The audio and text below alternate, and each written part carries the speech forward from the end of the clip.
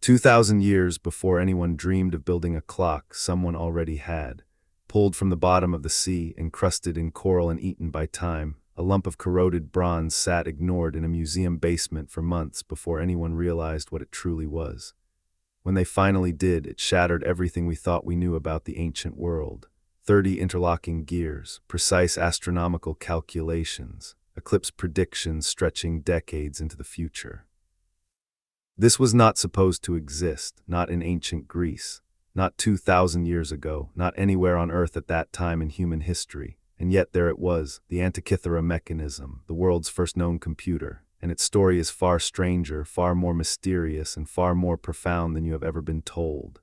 Please let us know in the comments where you are watching this history video and what time you are watching it. And be sure to subscribe to the channel for future videos. The story begins not in some grand laboratory or royal palace, but in the churning waters of the Mediterranean Sea, off the coast of a tiny, windswept Greek island that most people have never heard of. The island is called Antikythera. It sits in the narrow strait between the southeastern tip of the Peloponnese and the northwestern edge of Crete, a barren rocky outcrop rising from deep blue water, home to barely a handful of families, a place where goats outnumber people and where the wind never truly stops blowing. For centuries, Antikythera was known for absolutely nothing. It was a footnote on nautical charts, a hazard for sailors navigating the treacherous currents that race through the strait. Ships had been passing this island for thousands of years, and ships had been sinking near it for just as long. The waters around Antikythera are deep, unpredictable, and unforgiving. Ancient mariners knew this. They feared this stretch of sea.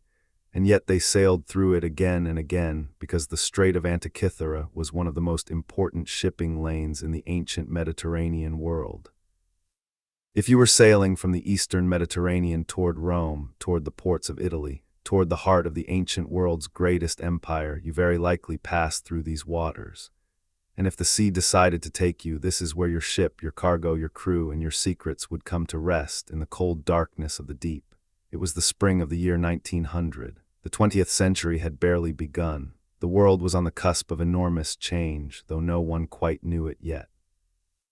In the waters near Antikythera, a group of Greek sponge divers was doing what sponge divers had done in these waters for generations. They were harvesting natural sea sponges from the ocean floor, a dangerous and exhausting profession that required extraordinary courage, physical endurance, and a willingness to descend into depths that would terrify most people. These were not wealthy men. They were working-class sailors from the small island of Symi in the Dodecanese chain, and they traveled the Aegean and Mediterranean seas in small boats, diving repeatedly to the sea floor to pry sponges from the rocks, surfacing, gasping for air, and doing it all over again, day after day, week after week, until the season was done. On this particular trip, their boat had been driven to shelter near Antikythera by rough weather. While waiting for the seas to calm, the captain, a man named Dimitrios Kontos, decided his divers might as well work. There might be sponges on the bottom here, no sense wasting time. One of the divers, a man named Elias Stadiatis, pulled on his heavy copper diving helmet, the kind that looks like something from a Jules Verne novel, with a round faceplate and an air hose running to a hand-cranked pump on the deck above. He was lowered into the water and descended into the blue-green gloom. The depth was considerable, somewhere around 60 meters, nearly 200 feet below the surface. At that depth, the pressure is enormous. The light fades to a dim, eerie twilight. Visibility is limited. The human body is under tremendous stress. Nitrogen begins to build up in the blood, and the diver has only a limited amount of time before he must ascend or risk the agonizing and potentially fatal condition known as the bends. Stadiatis reached the bottom and began searching the rocky seabed for sponges. What he found instead changed the course of history. Scattered across the ocean floor, half buried in sand and encrusted with marine growth, were the remains of an ancient shipwreck. But this was no ordinary wreck. Stadiatis saw statues, bronze arms reaching up from the sand, marble faces staring blankly into the dark water, shapes that looked like human bodies, green with corrosion and draped in sea growth. In the dim light at that crushing depth, with nitrogen already beginning to cloud his thinking, it must have been a terrifying sight. He later described it as a scene of horror, a field of dead bodies and rotting horses scattered across the sea floor. He yanked on his line, the signal to be hauled up immediately. When he broke the surface and his helmet was unscrewed, he was babbling about corpses and bones. Captain Contos was skeptical. He suspected his diver was suffering from nitrogen narcosis, the dangerous intoxication that deep water can inflict on the human brain, but Stadiatis insisted. There was something down there, something extraordinary. Contos decided to see for himself. He suited up, descended to the wreck site, and within minutes he understood that Stadiatis had not been hallucinating. What lay on the bottom was not a field of corpses. It was something far more remarkable. It was a vast collection of ancient Greek and Roman artifacts, the cargo of a ship that had sunk in these waters more than 2,000 years ago. The bodies were bronze and marble statues of astonishing quality. There were also pottery vessels, glassware, jewelry, coins, and other objects scattered across the sea floor. Contos surfaced with a single artifact to prove the discovery was real. It was a bronze arm broken off from a larger statue, green with the patina of centuries underwater, but unmistakably the work of a master sculptor. He knew immediately that this was something important, something that needed to be reported to the authorities. The Greek government responded quickly. This was, after all, the era of great archaeological discoveries. Heinrich Schliemann had unearthed what he believed to be the treasures of ancient Troy only a few decades earlier. Arthur Evans was about to begin his excavations at Knossos on Crete, revealing the lost civilization of the Minoans. The ancient world was being rediscovered at a breathtaking pace, and Greece, the birthplace of Western civilization, was at the center of it all. The government dispatched a naval vessel, the warship Michael, to Antikythera, along with a team of archaeologists and the original sponge divers who were hired to continue the underwater recovery work. What followed was one of the most ambitious and dangerous underwater archaeological operations ever attempted up to that point in history. The divers worked through the summer and autumn of 1900 and into the early months of 1901. The conditions were brutal. The wreck lay at a depth that pushed the limits of the diving technology available at the time. The divers wore those cumbersome copper helmets and canvas suits, breathing air pumped down from the surface through rubber hoses. They could only stay on the bottom for a few minutes at a time before the risk of decompression sickness became too great. Even with these precautions, the work took a terrible toll. One diver was killed during the operation. 2 others were permanently paralyzed by the bends. These were men risking their lives, and in some cases giving their lives, to bring the treasures of the ancient world back to the surface. Their sacrifice is an essential and often overlooked part of this story. Despite the dangers, the recovery effort produced spectacular results. The divers brought up dozens of bronze and marble statues, many of them works of extraordinary artistic quality. There was a bronze figure known as the Antikythera Youth, a life-sized statue of a young man, possibly Paris or Perseus, that is now considered one of the finest surviving examples of ancient Greek bronze sculpture. There were marble statues, fragments of furniture, ceramic vessels, glass bowls, gold jewelry, silver coins, and a host of other artifacts. The collection was transported to the National Archaeological Museum in Athens, where scholars and curators began the painstaking work of cataloging, cleaning, and studying the finds. The Antikythera shipwreck was hailed as one of the greatest archaeological discoveries of the age. Newspapers around the world reported on the treasure trove pulled from the sea. And then, amid all the excitement over the beautiful statues and glittering jewelry, something else was found. Something that nobody paid much attention to at first, something small, corroded, and utterly unremarkable in appearance. It was a lump of bronze, or rather, several lumps of bronze, fused together by 2,000 years of corrosion and marine incrustation. The pieces had been brought up from the wreck site along with everything else, tossed into crates with other fragments and transported to the museum in Athens. For months they sat in storage, ignored. They did not look like much. They were not beautiful like the statues. They were not valuable like the jewelry. They were just corroded lumps of metal, shapeless and unremarkable. No one had any reason to think they were important. And then, on the 17th of May, 1902, a Greek archaeologist named Valerios Stais was examining some of the artifacts from the Antikythera wreck when he noticed something peculiar about one of the corroded bronze fragments. As the corrosion had dried and cracked in the museum's climate, something had been revealed inside the lump of metal. Stais looked closer. He could see what appeared to be a gear wheel. A precisely cut, carefully toothed gear wheel made of bronze embedded in the corroded mass. He looked at another fragment, more gears, more precisely cut teeth, inscriptions in ancient Greek, tiny letters engraved on the surface of the metal.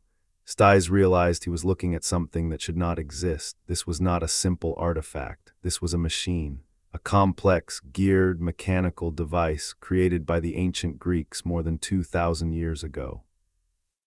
Stais announced his discovery, and the scholarly world responded with polite but firm skepticism. The idea that the ancient Greeks had possessed the technology to build a complex geared mechanism was, to most scholars at the time, simply absurd.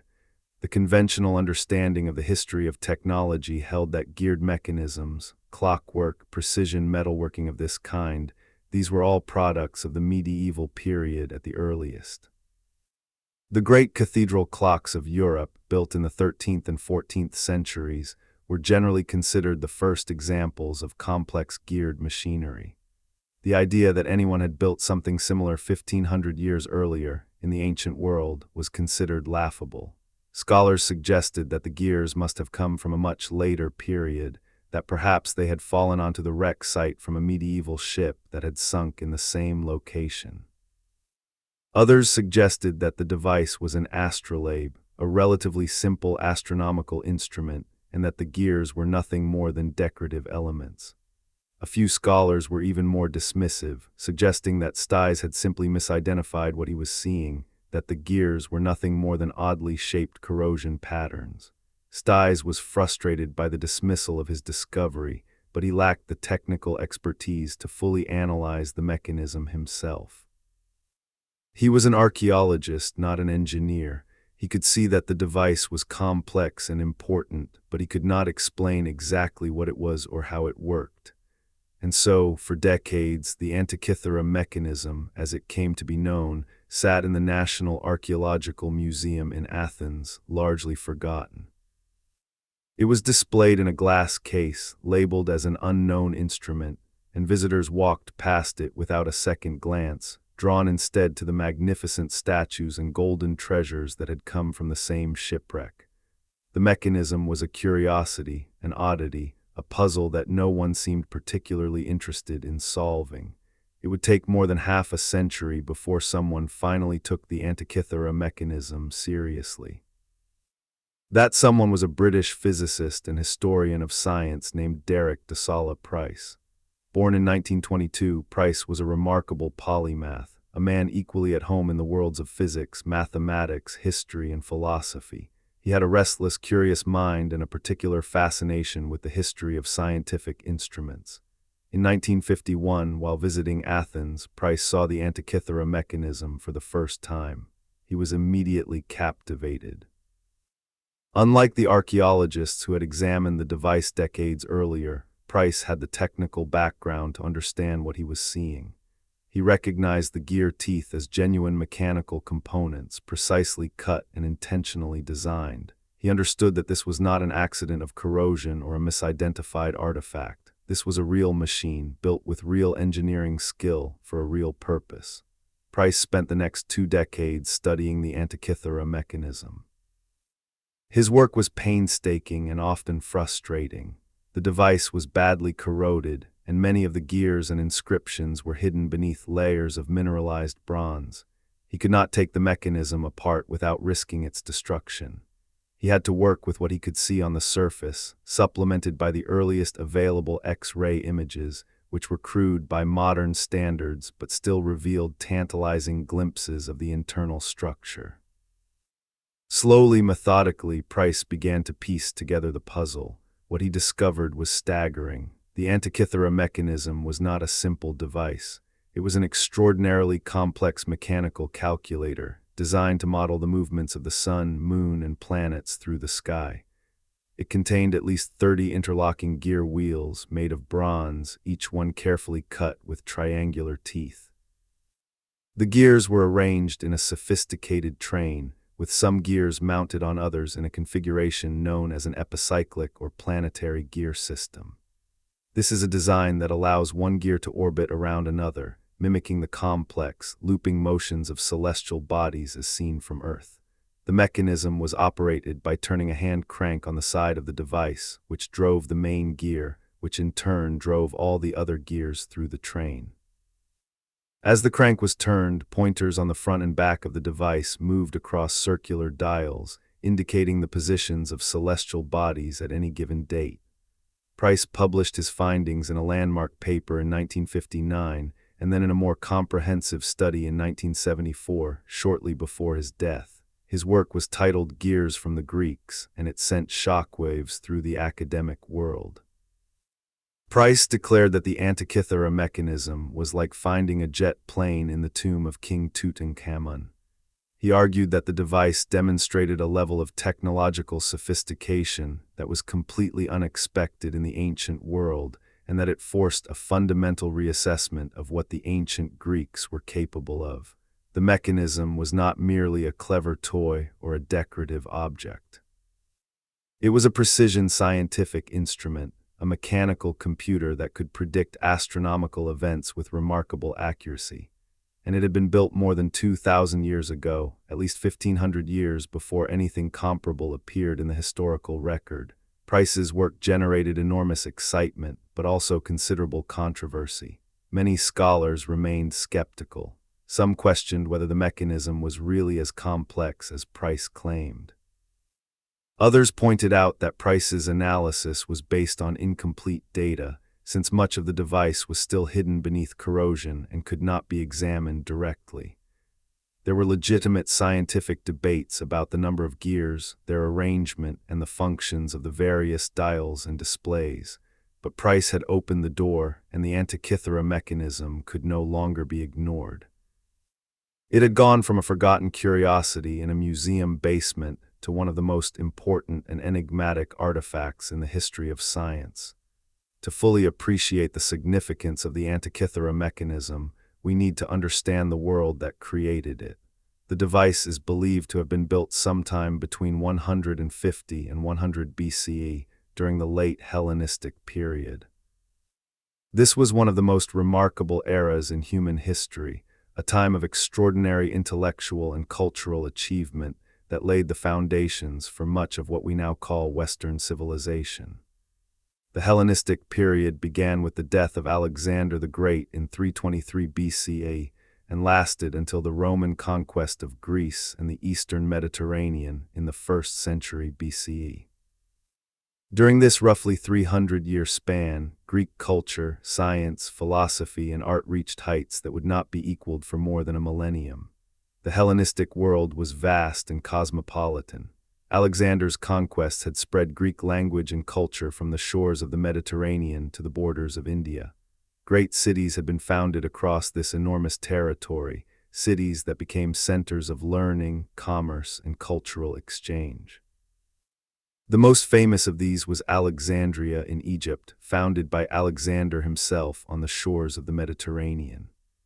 Alexandria was the intellectual capital of the Hellenistic world, home to the legendary Library of Alexandria, the greatest repository of knowledge in the ancient world, and the Mauseon, a research institution that attracted the finest scholars from across the Mediterranean and beyond. It was in this environment of intellectual ferment that the sciences flourished as never before.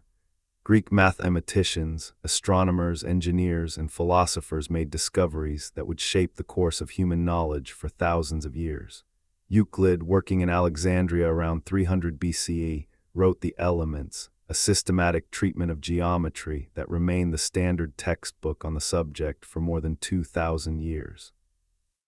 Archimedes of Syracuse, perhaps the greatest mathematician and engineer of the ancient world, made fundamental contributions to geometry, physics, and mechanical engineering.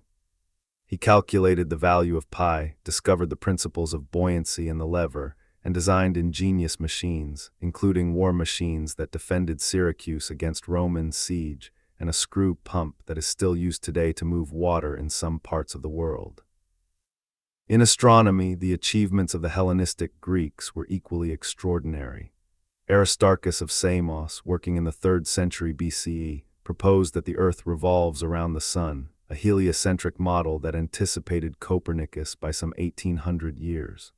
Eratosthenes, the chief librarian at Alexandria, calculated the circumference of the Earth with remarkable accuracy, using nothing more than the shadow cast by a stick at noon in 2 different cities. Hipparchus of Nicaea, working in the 2nd century BCE, is often called the greatest astronomer of antiquity. He compiled the first comprehensive star catalogue, listing the positions and brightnesses of more than 800 stars. He discovered the precession of the equinoxes, the slow wobble of the Earth's axis that causes the positions of the stars to shift gradually over centuries. He developed improved methods for predicting eclipses and calculated the length of the solar year with an accuracy that is astonishing even by modern standards. Hipparchus is widely considered one of the most likely candidates for the intellectual mind behind the Antikythera Mechanism, or at least for the astronomical theories that the mechanism embodied. The engineering achievements of the Hellenistic Greeks were no less impressive. This was the civilization that built the lighthouse of Alexandria, one of the 7 wonders of the ancient world, a tower more than 100 meters tall that guided ships into the harbor with a fire and a system of mirrors. This was the civilization that built elaborate water clocks, automated puppet theaters, and even a primitive steam engine, the eclipse, designed by Hero of Alexandria around the 1st century CE. Greek engineers understood gears, levers, pulleys, screws, and other mechanical principles. They built sophisticated siege engines, water-lifting devices, and precision instruments for surveying and navigation. But even in the context of all these achievements, the Antikythera Mechanism stands out as something extraordinary. It represents a level of mechanical sophistication, a mastery of precision metalworking and gear cutting that goes far beyond anything else we know the ancient Greeks to have built. The gears of the mechanism are tiny, some only a centimeter or 2 in diameter, with teeth that are precisely cut and evenly spaced. The tolerances are remarkably tight. The gear trains are arranged in configurations that require advanced mathematical understanding to design. The mechanism is not just a clever gadget, it is a precision instrument built to model complex astronomical phenomena with genuine accuracy.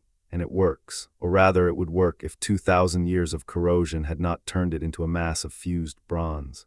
Modern reconstructions of the mechanism, built using the specifications revealed by research, function exactly as the ancient engineers intended.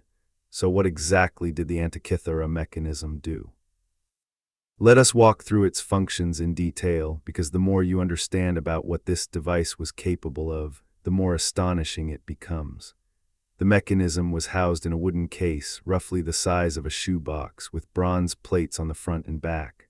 The front of the device featured a large circular dial, divided into the 12 signs of the Greek zodiac and the 12 months of the Egyptian calendar. 2 concentric rings on this dial tracked the apparent positions of the sun and moon against the background of the zodiac. As the user turned the hand crank on the side of the device, the pointers moved smoothly around the dial, showing where the sun and moon would be on any given date. This alone was a remarkable achievement, but it was only the beginning. The mechanism also tracked the motion of the moon with extraordinary precision. The ancient Greeks knew that the moon's orbit is not a perfect circle. It is slightly elliptical, which means the moon moves faster at some points in its orbit and slower at others. This variation in speed is called the lunar anomaly, and it was one of the most challenging astronomical phenomena for ancient astronomers to model. The Antikythera Mechanism solved this problem using a brilliant mechanical trick. One of the gears inside the device was mounted on an off-center pin, so that as it turned, it moved with a slightly varying speed, mimicking the moon's variable velocity. This is not a simple or obvious solution. It requires a deep understanding of both astronomy and mechanical engineering. The fact that someone in the ancient world conceived of this solution and implemented it in bronze is nothing short of extraordinary. On the back of the mechanism were two large spiral dials. The upper spiral dial was the Metonic dial, named after the 5th century BCE Athenian astronomer Meton. Meton discovered that 235 lunar months are almost exactly equal to 19 solar years. This 19-year cycle, known as the Metonic cycle, was fundamental to Greek calendar systems because it allowed the Greeks to reconcile their lunar calendar with the solar year. The Metonic dial on the Antikythera mechanism tracked this cycle, showing the user the relationship between lunar months and solar years over the full 19-year period. Inside the Metonic dial was a smaller subsidiary dial that displayed the Callipic cycle, a refinement of the Metonic cycle proposed by the 4th century BCE astronomer Callippus, which covered 76 years, or 4 Metonic cycles. The lower spiral dial on the back of the mechanism was the Saros dial, and this is where the device becomes truly breathtaking. The Saros cycle is an eclipse prediction cycle of approximately 18 years, or 223 lunar months. The ancient Greeks, building on Babylonian astronomical knowledge, discovered that eclipses of the sun and moon repeat in a pattern that cycles every 18 years. If you know when an eclipse occurred, you can predict when similar eclipses will occur in the future by counting forward in multiples of the Saros cycle. The Antikythera mechanism automated this prediction. The Saros dial tracked the 223-month cycle, and at certain points along the spiral, tiny inscriptions indicated when solar and lunar eclipses would occur, along with details about their characteristics, such as the time of day and the expected appearance of the eclipse. This was, in essence, an eclipse prediction computer, capable of telling the user when eclipses would happen for decades into the future. Inside the Saros dial was another subsidiary dial, the Exeligmos dial. The Exeligmos cycle is 3 Saros cycles, or approximately 54 years. This longer cycle was used to refine eclipse predictions because the Saros cycle is not exactly 18 years. It includes an extra third of a day. The Exeligmos dial compensated for this, allowing even more precise eclipse forecasting over longer periods. But the Antikythera mechanism was not only an astronomical instrument, it also had a social and cultural function that reveals something important about the role of astronomy in ancient Greek life. One of the dials on the mechanism, possibly a subsidiary dial on the back, displayed the schedule of the great Panhellenic Games, the athletic festivals that were central to Greek civic and religious life. These included the Olympic Games held every 4 years at Olympia, the Pythian Games held at Delphi, the Nemean Games held at Nemea, and the Isthmian Games held near Corinth. The games were not merely sporting events. They were sacred festivals, timed according to complex astronomical and calendrical cycles, and they played a crucial role in unifying the often fractious Greek city-states. The fact that the Antikythera mechanism included a game's dial shows that its creators understood the mechanism not just as a scientific instrument, but as a tool for organizing civic and religious life. It was a calendar, a clock, an almanac, and a scheduling device, all in one. There is also strong evidence that the mechanism displayed the positions of the 5 planets known to the ancient Greeks: Mercury, Venus, Mars, Jupiter, and Saturn. These are the planets visible to the naked eye, and the ancient Greeks tracked their motions carefully, noting the complex patterns of forward motion, retrograde motion, and periods of invisibility that characterize planetary behavior as seen from Earth. Modeling planetary motion mechanically is extremely challenging because the planets do not move in simple circles. Their apparent paths through the sky involve loops and reversals that result from the combination of the planet's own orbital motion and the Earth's orbital motion around the Sun. Although the ancient Greeks, who generally believed the Earth was at the center of the cosmos, explained these motions using a system of nested circles known as epicycles and deferents. Fragments of the mechanism and inscriptions found on its surface suggest that it included gear trains for at least some of the planets, though the fragmentary state of the device makes it difficult to be certain exactly how these planetary displays worked. The inscriptions on the mechanism are themselves a treasure trove of information. The surfaces of the bronze plates are covered with tiny Greek text, engraved with extraordinary precision. Some of these inscriptions are labels for the dials and displays. Others are what appear to be instructions for operating the device, a kind of ancient user manual. Still others contain astronomical data, such as eclipse predictions and descriptions of planetary behavior. The inscriptions are written in the Koine Greek of the Hellenistic period, the common dialect used throughout the Greek-speaking world in the centuries following Alexander the Great. Analysis of the letter forms and spelling conventions has helped scholars date the mechanism and identify its probable region of origin. The question of who built the Antikythera mechanism and where it was made is one of the great unsolved puzzles of ancient history. Several candidates have been proposed. The most frequently mentioned is the island of Rhodes, one of the most important centers of science and technology in the Hellenistic world. Rhodes was home to a number of distinguished astronomers and engineers, including Hipparchus, whose astronomical theories are clearly embodied in the mechanism's design, and Posidonius, a polymath philosopher and scientist who is known to have built a celestial globe or orrery, a mechanical model of the heavens. The Roman statesman and orator Cicero, writing in the 1st century BCE, described a device built by Posidonius that showed the motions of the sun, moon, and planets. Cicero's description sounds remarkably like the Antikythera mechanism, and many scholars believe he may have been describing either the mechanism itself or a closely related device. Another strong candidate for the origin of the mechanism is the city of Syracuse, on the island of Sicily, the home of Archimedes. Cicero also described a pair of mechanical devices attributed to Archimedes, which had been brought to Rome as war booty after the Roman conquest of Syracuse in 212 BCE. According to Cicero, one of these devices was a celestial globe showing the positions of the stars, and the other was a mechanical model that reproduced the motions of the sun, moon, and planets. If Cicero's account is accurate, then Archimedes, who lived in the 3rd century BCE, may have built devices similar to the Antikythera mechanism more than a century before the surviving example was constructed. This raises the tantalizing possibility that the Antikythera mechanism was not a unique creation, but part of a tradition of mechanical astronomical modeling that stretched back at least to the time of Archimedes, and perhaps even earlier.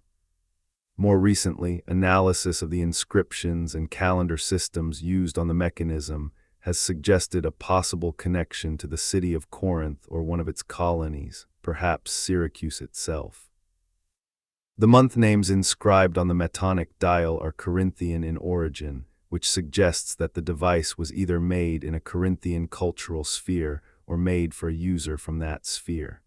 This does not necessarily contradict the Rhodian hypothesis, since the mechanism could have been made on Rhodes for a customer or patron from a Corinthian city. The true origin of the device remains an open question. The ship that carried the Antikythera mechanism to its watery resting place was itself an important clue to the story. The Antikythera wreck was a large vessel, probably a Roman grain ship or cargo vessel, dating to the 1st century BCE. Analysis of the cargo suggests that the ship was traveling from the eastern Mediterranean, probably from the coast of Asia Minor or the Greek islands, toward Rome. The cargo included a diverse collection of luxury goods, fine bronze and marble statues, glassware, pottery, jewelry, and coins. Many of the statues appear to be Greek originals or high-quality copies, the kind of artwork that wealthy Romans eagerly collected. The 1st century BCE was a period of intense Roman interest in Greek art and culture. Roman generals and politicians competed with one another to acquire the finest examples of Greek sculpture and craftsmanship, often stripping Greek cities and temples of their treasures. The cargo of the Antikythera ship fits this pattern perfectly. It appears to have been a shipment of Greek luxury goods, destined for the villas and public buildings of Rome. But what was the Antikythera Mechanism doing on board this ship? Was it part of the cargo, a scientific instrument being shipped to a wealthy Roman collector, or did it belong to someone on the ship, a scholar or navigator who used it for practical purposes? We do not know. The mechanism's presence on the ship is itself a mystery. It is possible that it was being transported as a curiosity, a marvel of Greek engineering destined to impress a Roman patron. It is also possible that it was being used by someone on board the ship, perhaps to calculate the dates of religious festivals or to predict eclipses.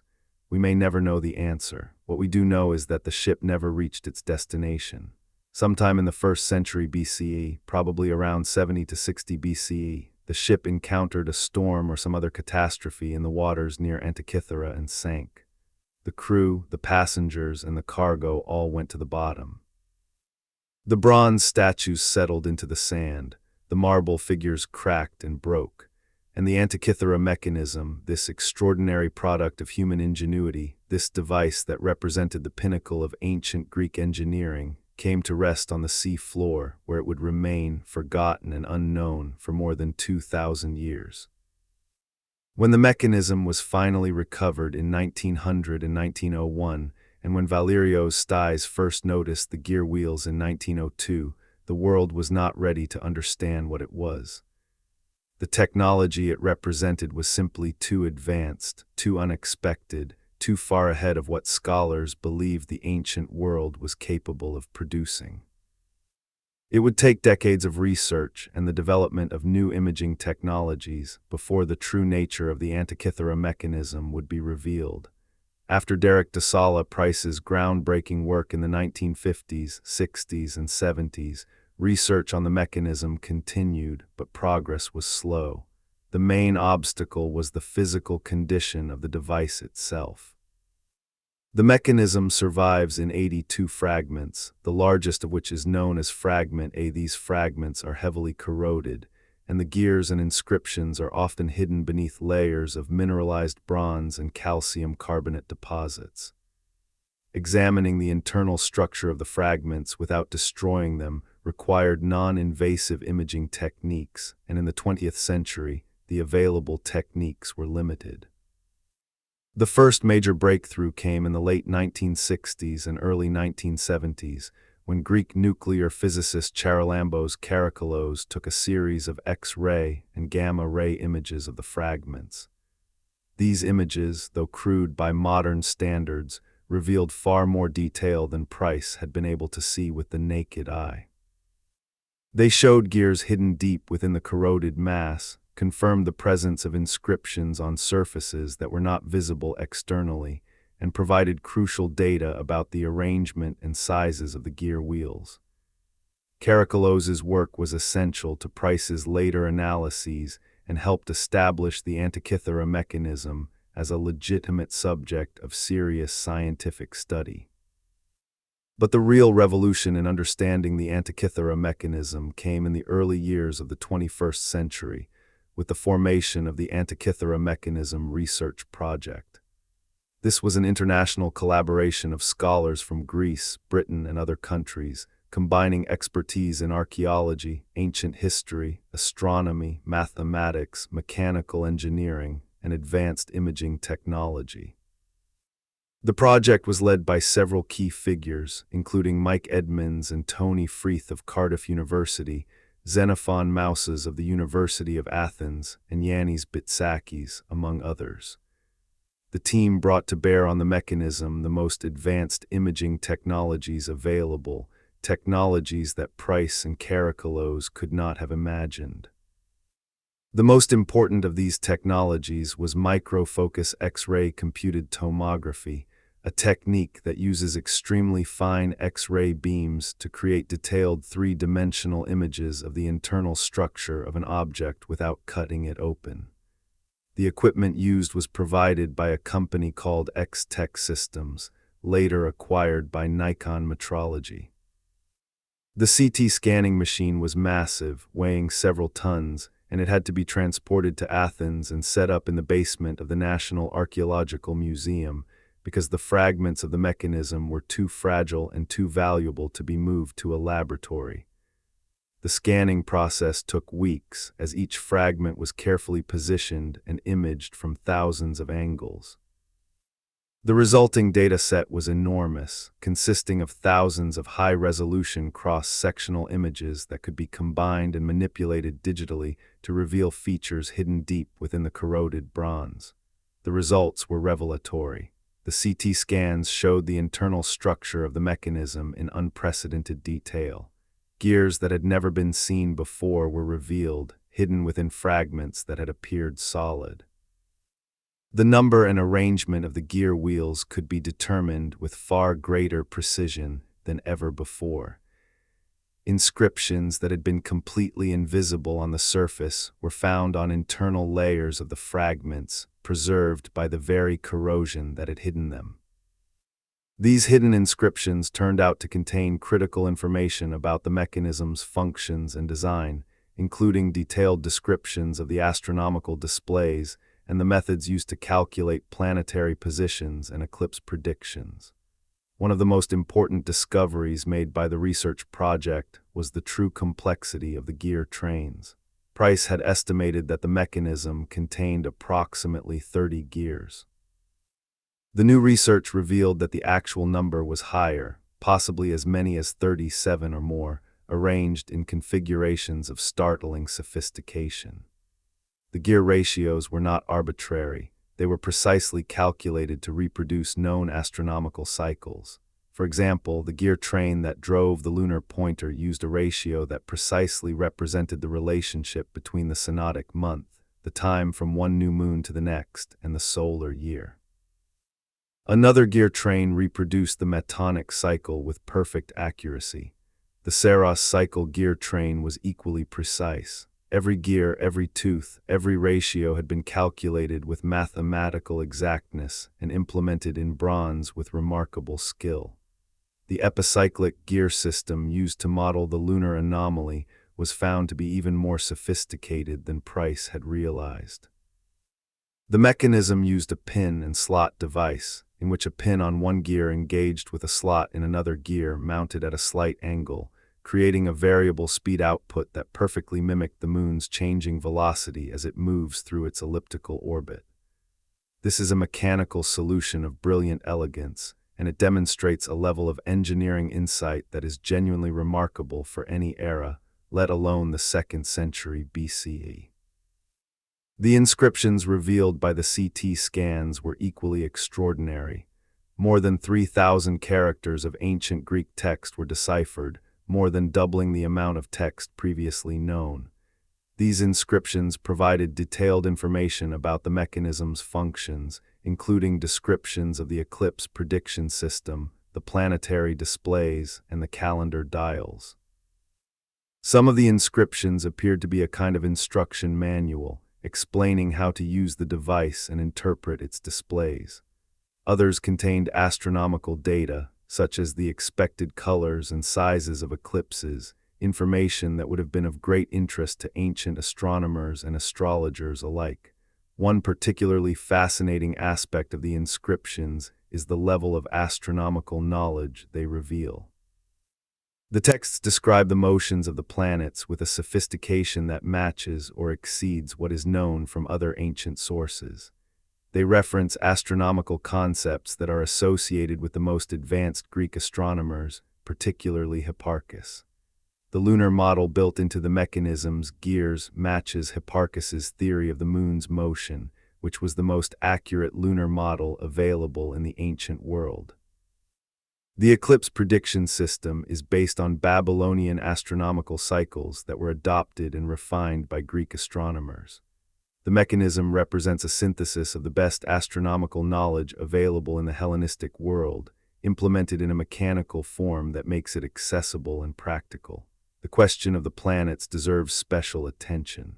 The front dial of the mechanism almost certainly displayed the positions of the 5 naked-eye planets, in addition to the Sun and Moon. Fragments of gear trains that do not belong to the known lunar or solar systems have been identified, and their gear ratios correspond to known planetary periods. However, the fragmentary state of the mechanism makes it difficult to reconstruct the planetary displays with certainty. Several research groups have proposed different reconstructions of the planetary gear trains, and the debate continues. What is clear is that the mechanism's creators intended it to model the entire visible solar system, a mechanical representation of the cosmos as the ancient Greeks understood it. The implications of this are profound. The Antikythera mechanism is not just a calculator, it is a model of the universe. It embodies a particular cosmological worldview, the geocentric model in which the Earth sits at the center and the sun, moon, and planets revolve around it in complex patterns.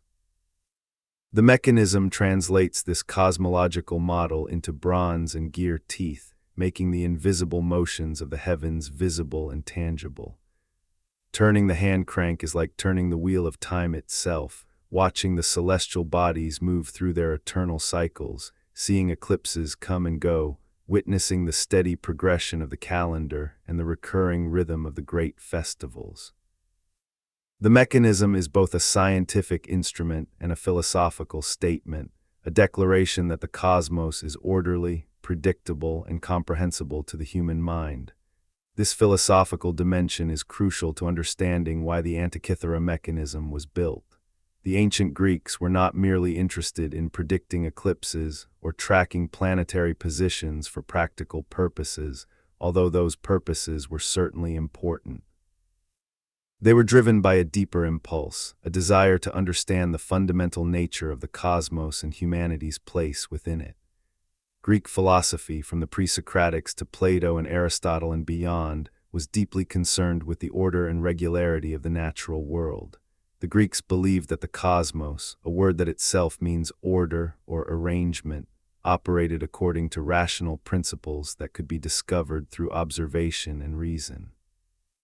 The movements of the celestial bodies were seen as the most perfect expression of cosmic order, and understanding those movements was considered one of the highest achievements of the human intellect. Plato, in his dialogue Timaeus, described the creation of the cosmos as the work of a divine craftsman, the demiurge, who fashioned the universe as a perfect, self-moving machine. The celestial bodies were the visible manifestation of this cosmic machine, their regular motions reflecting the mathematical harmony that underlies all of reality. For Plato and his followers, building a mechanical model of the heavens was not just an engineering exercise, it was an act of philosophical contemplation, a way of participating in the divine order of the cosmos. The Antikythera mechanism can be understood in this context as a physical embodiment of Greek philosophical ideals, a bronze replica of the cosmic machine that the gods themselves had set in motion. Aristotle, Plato's most famous student, took a somewhat different but equally influential approach to understanding the heavens. Aristotle proposed a system of nested crystalline spheres, centered on the Earth, each one carrying a celestial body and rotating at a constant speed. The complex motions of the sun, moon, and planets were explained by the combined rotations of multiple spheres, each one nested inside the next. This system of nested spheres is remarkably similar to the nested gears of the Antikythera mechanism, and it is possible that the mechanism's designers were directly influenced by Aristotelian cosmology. The mechanism translates the abstract geometry of Aristotle's spheres into physical, tangible reality, replacing invisible crystalline shells with visible bronze gears. But the intellectual heritage of the Antikythera mechanism extends beyond Greek philosophy. The astronomical knowledge encoded in the device has deep roots in Babylonian science. The Babylonians, inhabitants of ancient Mesopotamia, were the great astronomers of the ancient Near East. For centuries, Babylonian priests and scholars meticulously recorded the positions of the sun, moon, and planets, compiling vast tables of astronomical data that stretched back hundreds of years. They discovered many of the fundamental cycles that govern celestial phenomena, including the Saros cycle used for eclipse prediction and the various planetary periods.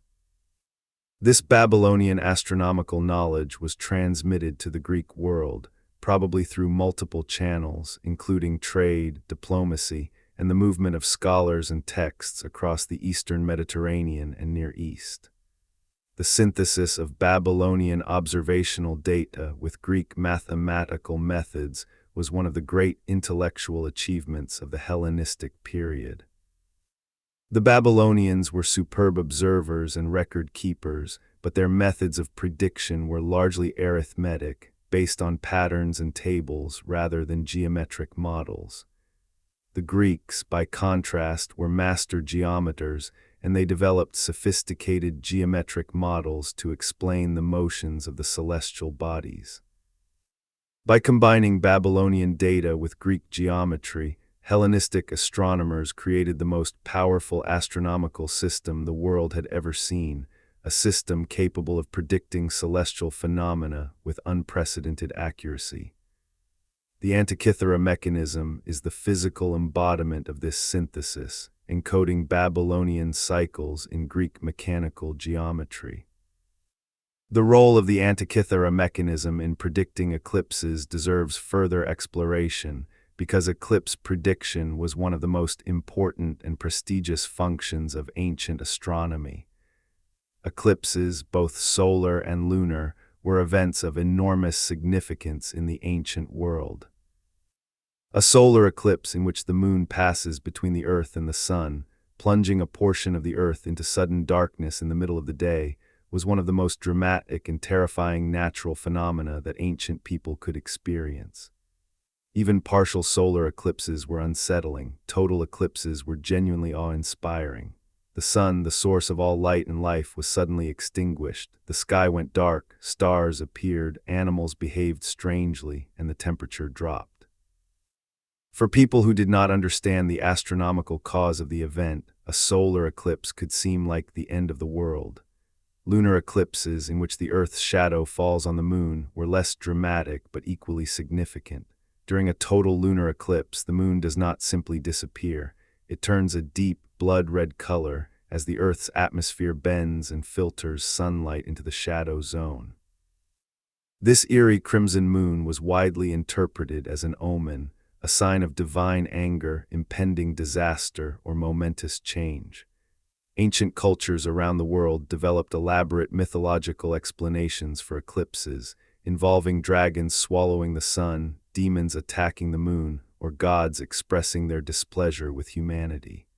The ability to predict eclipses was therefore a matter of enormous power and prestige. A priest or scholar who could foretell when the sun would go dark or when the moon would turn red possessed knowledge that seemed almost supernatural.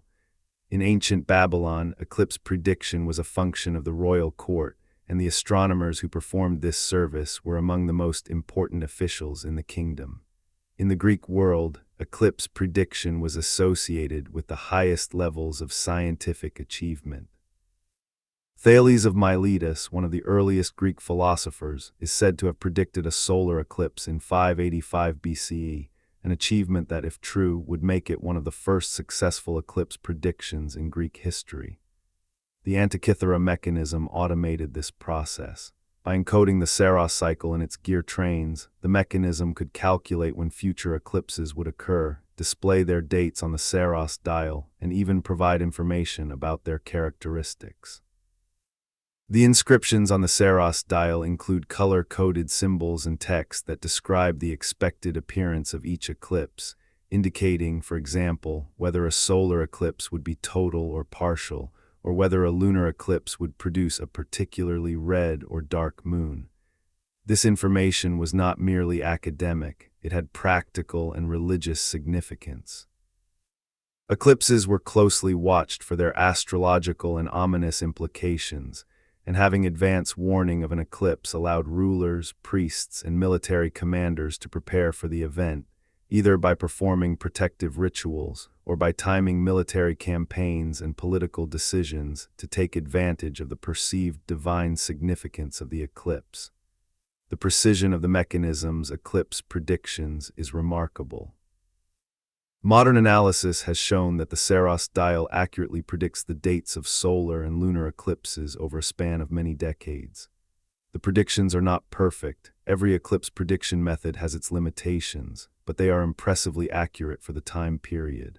The mechanism's creators clearly had access to high-quality astronomical data, almost certainly derived from Babylonian records, and they implemented this data in their mechanical model with great care and skill. The game's dial on the Antikythera mechanism adds another dimension to our understanding of the device and its purpose. The four great Pan-Hellenic games, the Olympics, the Pythian Games, the Nemean Games, and the Isthmian Games, were among the most important events in ancient Greek civic life. They were not merely athletic competitions, they were sacred festivals dedicated to the gods, and their timing was determined by complex calendrical rules. The Olympic Games, for example, were held every 4 years, timed to coincide with a particular full moon in the Greek month of Hecatombeon, which fell in midsummer. The Pythian Games were held in the 3rd year of each Olympiad, the Nemean and Isthmian Games in the 2nd and 4th years. These cycles were interleaved in a pattern that ensured there was a major athletic festival almost every year, providing a regular rhythm to Greek cultural and religious life. The game's dial on the Antikythera mechanism tracked these cycles, showing the user which games were coming up next and how many years remained until the next celebration of each festival. The inscriptions on the game's dial list the names of the games, including the Olympics, the Pythian Games, the Nemean Games, the Isthmian Games, and possibly one or two lesser-known festivals, such as the games at Dodona or the Na. The inclusion of these lesser-known games is significant because it suggests that the mechanism was designed for a user in a specific geographic and cultural context, someone for whom these particular festivals were relevant. This has helped scholars narrow down the possible origin and intended audience of the device. The social function of the game's dial reminds us that the Antikythera mechanism was not an isolated product of abstract scientific curiosity. It was embedded in a specific cultural context, designed to serve specific social needs. Ancient Greek life was organized around a complex calendar of religious festivals, agricultural activities, and civic events, all of which were timed according to astronomical observations and calendrical cycles. The mechanism integrated all of these functions into a single device, serving as a combined astronomical calculator, calendar, almanac, and planning tool. It was a kind of ancient personal organizer, a device that allowed its user to keep track of the fundamental rhythms of life in the Greek world, the movements of the heavens, the cycle of the seasons, the timing of eclipses, and the schedule of the great festivals. To build such a device required not only scientific knowledge, but also extraordinary craftsmanship. The gear wheels of the Antikythera mechanism were cut from flat sheets of bronze, using techniques that must have demanded incredible precision and skill.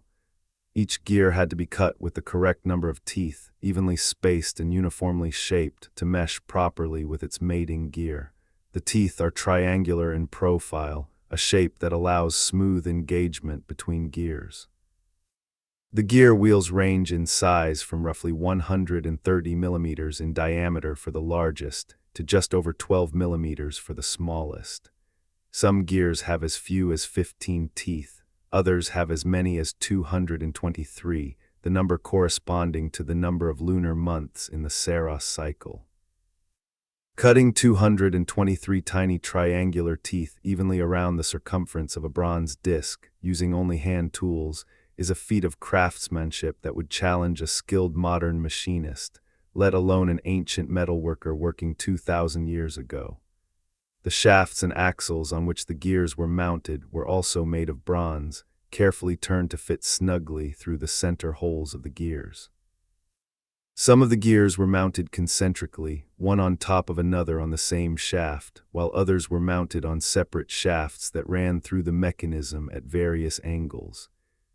The entire assembly was housed between two bronze plates, held together by spacers and pins, forming a compact, layered structure not unlike a modern mechanical watch movement.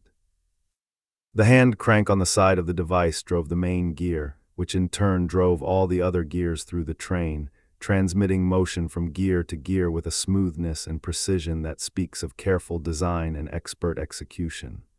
How was this craftsmanship possible? What tools and techniques did the ancient Greeks use to cut such precise gears and assemble such a complex mechanism? These questions have fascinated researchers for decades. Unfortunately, we have very little direct evidence of the workshop practices of ancient Greek metalworkers. Unlike monumental architecture or large-scale sculpture, which leave behind visible remains that can be studied by archaeologists, the tools and techniques of precision metalworking are ephemeral. Files, gravers, templates, and measuring instruments made of wood, bone, or metal rarely survive in the archaeological record. We have to infer the techniques used to build the Antikythera mechanism from the device itself, supplemented by scattered references in ancient texts and by comparison with metalworking techniques used in other times and places. Several researchers have attempted to reconstruct the mechanism using techniques that would have been available to ancient Greek craftsmen. These reconstructions have shown that it is possible to cut precise gear teeth using simple hand tools, including files, gravers, and dividing plates.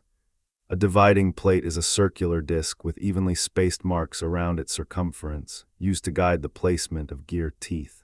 By clamping a blank gear disc to the dividing plate and cutting a tooth at each mark, a craftsman can produce a gear with evenly spaced teeth. The accuracy of the teeth depends on the accuracy of the dividing plate and the skill of the craftsman. Modern reconstruction efforts have demonstrated that a skilled metalworker, using techniques and tools available in the ancient world, can produce gears of the quality seen in the Antikythera mechanism. It is painstaking, time-consuming work, requiring many hours of careful filing and fitting for each gear, but it is entirely within the capabilities of ancient craftsmanship. This raises an important point about the relationship between technology and knowledge in the ancient world.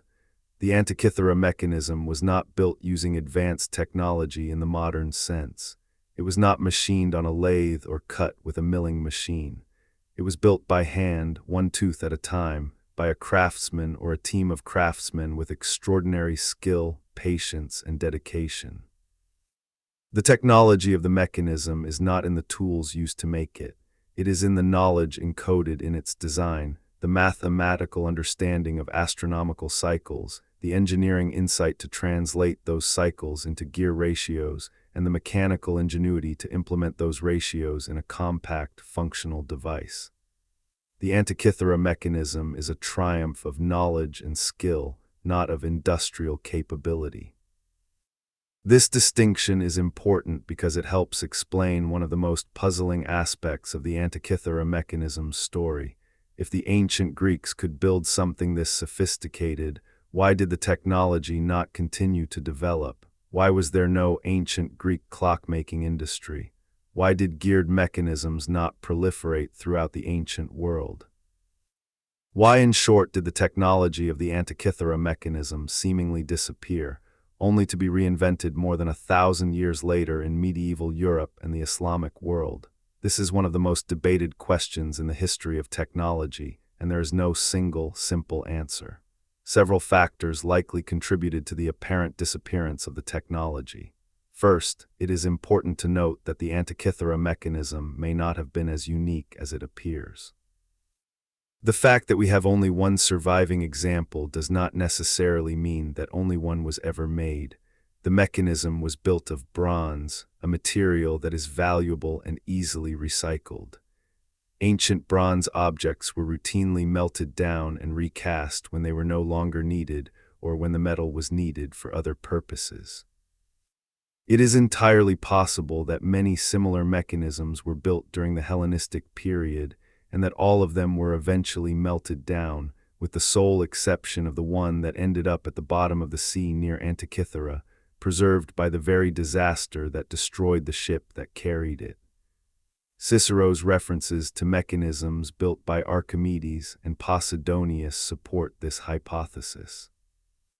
If Cicero could describe multiple devices of this type, built by different makers at different times, then the Antikythera mechanism was clearly part of a tradition, not a one-off invention. There may have been workshops on Rhodes, in Syracuse, in Alexandria, or in other Hellenistic cities that specialized in building these kinds of instruments. The knowledge of how to build them may have been passed down from master to apprentice over several generations. But because the devices were made of bronze, a recyclable material, and because the tradition may have been confined to a relatively small number of highly skilled craftsmen, the physical evidence has not survived. Second, the political upheavals that ended the Hellenistic period may have disrupted the transmission of this technology.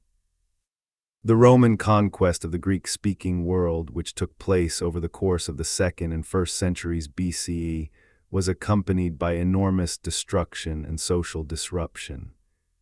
Cities were sacked, libraries were burned, scholars were killed or dispersed, and the networks of patronage and support that had sustained Hellenistic science and engineering were disrupted.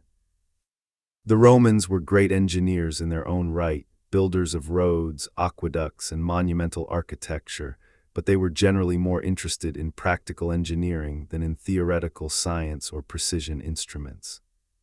The kind of elite, specialized craftsmanship required to build devices like the Antikythera mechanism may have simply found no market in the Roman world, and the tradition may have gradually died out.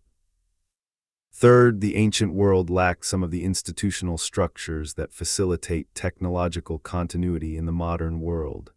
There were no patent offices, no engineering journals, no standardized systems of technical education. Knowledge was transmitted primarily through personal apprenticeship and through texts that were copied by hand and circulated in limited numbers. The loss of a single master craftsman or the destruction of a single library could mean the irreversible loss of critical technical knowledge. The fragility of ancient knowledge transmission systems is one of the great tragedies of human history, and the story of the Antikythera mechanism is a poignant illustration of this fragility. And yet, the knowledge did not entirely disappear. Traces of the geared astronomical tradition can be found in later centuries, in the Byzantine Empire and in the Islamic world. Byzantine texts contain references to mechanical devices that may be related to the Antikythera mechanism tradition. Islamic astronomers and engineers working in the centuries after the fall of Rome built sophisticated astronomical instruments, including geared astrolabes and mechanical calendars that show clear continuity with Hellenistic engineering concepts. The great Islamic polymath al-Biruni, writing in the 11th century CE, described a geared calendar device that shares several features with the Antikythera mechanism. It is possible, though not proven, that knowledge of the Hellenistic gear-making tradition was transmitted to the Islamic world through Byzantine intermediaries, and that it eventually contributed to the development of mechanical clockwork in medieval Europe. But these are questions of transmission and legacy that stretch far beyond the scope of the mechanism itself. Let us return to the device, to its physical reality, to the extraordinary object that sits today in the National Archaeological Museum in Athens, fragmented and corroded but still awe-inspiring. When you stand before the Antikythera mechanism in its glass display case, you are looking at 82 fragments of corroded bronze, the largest about the size of a large book, the smallest barely larger than a postage stamp. They do not look like much. They are green-black lumps of mineralized metal, shapeless to the untrained eye. You have to look closely, and you have to know what you are looking at to see the gear teeth, the dial markings, the tiny engraved letters. But once you see them, once you understand what you are looking at, the effect is electric. You are looking at a 2,000-year-old machine, a computer. A device that encoded the accumulated astronomical knowledge of the ancient world in bronze and gear teeth, a device that could predict the future movements of the heavens with mechanical precision. You are looking at the work of a genius or a team of geniuses whose names have been lost to history but whose achievement endures. The largest fragment, Fragment A, contains the main drive gear and several other gears, along with portions of the front and back plates. It is the most information-rich piece of the mechanism, and it has been the focus of the most intensive study. Fragment B contains gears and structural elements from a different part of the mechanism. Fragment C contains the front dial ring with the zodiac scale and calendar markings. Fragment D contains a gear and a plate that may be part of the planetary display system. The remaining fragments range from identifiable gear pieces and inscribed plates to tiny, shapeless lumps that may or may not contain hidden features waiting to be revealed by future imaging technology. The mechanism's current condition is the result of 2,000 years of immersion in seawater. When the ship sank, the mechanism was probably still in its wooden case, which would have protected it to some extent during the initial sinking. But over the centuries, the wood rotted away, the bronze corroded, and the gears became fused together by mineral deposits. The process of marine corrosion is complex and somewhat unpredictable. In some cases, the corrosion actually preserved fine details, such as inscriptions and gear teeth, by creating a hard mineral casing around the bronze surfaces. In other cases, the corrosion destroyed fine details and fused separate components into indistinguishable masses. The result is a set of fragments that are simultaneously tantalizing and frustrating, revealing enough to prove the mechanism's extraordinary nature, but hiding enough to ensure that the full story may never be known. The dating of the mechanism has been the subject of considerable research and debate. The ship that carried it sank in the 1st century BCE, probably around 70 to 60 BCE, based on analysis of the pottery, coins, and other artifacts found at the wreck site. But the mechanism itself may have been older than the ship. Devices like this could have been in use for decades before being loaded onto the ill-fated vessel.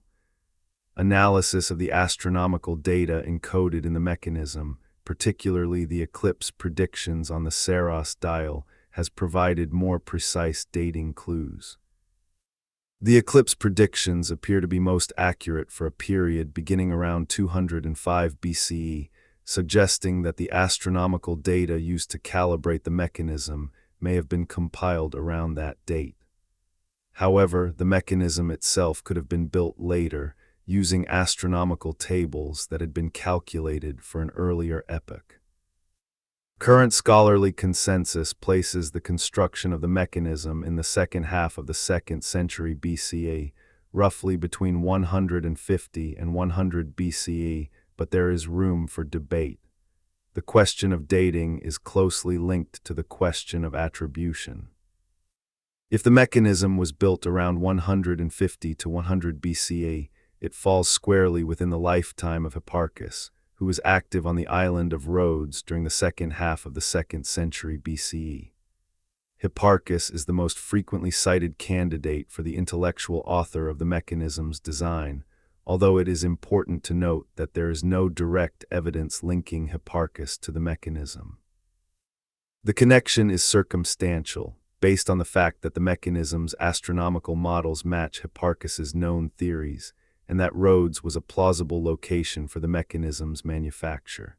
It is equally possible that the mechanism was designed by a lesser-known astronomer or engineer whose name has been lost to history. One intriguing possibility is that the mechanism was the product of a collaborative effort, rather than the work of a single individual. Building a device of this complexity would have required expertise in multiple fields: astronomy, mathematics, metalworking, and mechanical engineering, and it is not clear that any single individual in the ancient world would have possessed all of these skills. It is more likely that the mechanism was built by a team, perhaps an astronomer who designed the gear trains and calculated the ratios, working with a skilled metalworker who cut the gears and assembled the device. This kind of collaboration between theoreticians and craftsmen was common in the ancient world and is well attested in ancient sources. Archimedes, for example, is known to have worked with skilled artisans to build his inventions, and the same may have been true of the Antikythera Mechanism's creator. The Antikythera Mechanism forces us to confront some uncomfortable assumptions about the ancient world. We tend to think of technological progress as a linear process, a steady upward climb from primitive to advanced, from simple to complex. The Antikythera Mechanism challenges this narrative. It shows us that the ancient world was capable of feats of engineering that we would not have expected, that the trajectory of human technological development is not a smooth, upward curve but a jagged, unpredictable path, full of peaks and valleys, breakthroughs and setbacks, advances and losses. The mechanism also challenges our assumptions about the relationship between science and technology in the ancient world. We often think of ancient science as purely theoretical, a matter of philosophy and geometry rather than practical application. The Antikythera Mechanism shows us that ancient science was also applied science, that the theoretical insights of Greek astronomers were translated into practical instruments that could be used for real-world purposes. The mechanism is a bridge between the world of abstract ideas and the world of tangible objects, between the philosopher's study and the engineer's workshop.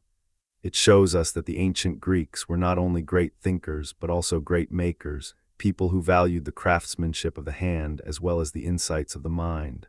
There is something deeply moving about the Antikythera Mechanism, something that goes beyond its scientific and historical significance. It is a message from the past, a voice reaching across 2,000 years of history, telling us that human beings have always been driven to understand the world around them, to model it, to predict it, to master it. The mechanism's creators looked up at the sky and saw not chaos but order, not mystery but pattern, and they set out to capture that pattern in bronze. They succeeded beyond anything we could have imagined. And then their work was lost, swallowed by the sea, forgotten for millennia, only to be rediscovered at the dawn of a new century by sponge divers who had no idea what they had found. The story of the Antikythera Mechanism is a story about discovery and loss, about knowledge gained and knowledge forgotten, about the extraordinary capabilities of the human mind and the fragility of human achievements. It is a story that is still being written, as new research continues to reveal hidden details and new theories continue to reshape our understanding of this remarkable device. In the second part of this documentary, we will delve deeper into the mechanism's secrets, exploring the latest research, examining the most controversial theories, and asking what the Antikythera Mechanism can tell us about the future of human knowledge and the enduring mystery of our technological past. The ancient world was not what we thought it was. The people who built the pyramids, who sculpted the Parthenon, who wrote the Iliad and the Republic, were also capable of building a mechanical computer. They encoded the movements of the heavens in interlocking gears of bronze. They predicted eclipses decades in advance. They tracked the cycles of the moon, the wanderings of the planets, and the rhythm of the great athletic festivals, all with a device that fit in the palm of two hands. And then somehow this knowledge was lost. The tradition died. The gears stopped turning. The sea claimed the last surviving example, and for 2,000 years, no one on Earth knew it had ever existed, until a sponge diver named Elias Stadiatis descended into the blue-green gloom off the coast of Antikythera and found a field of statues on the ocean floor, until an archaeologist named Valerios Stais noticed gear teeth in a lump of corroded bronze, until a physicist named Solla Price spent 2 decades of his life proving that the impossible was real, until a team of 21st-century researchers aimed X-ray beams at 2,000-year-old fragments and revealed secrets that had been hidden since before the birth of Christ. The Antikythera Mechanism is real. It is extraordinary, and its story is far from over. Consider the world in which the mechanism was built.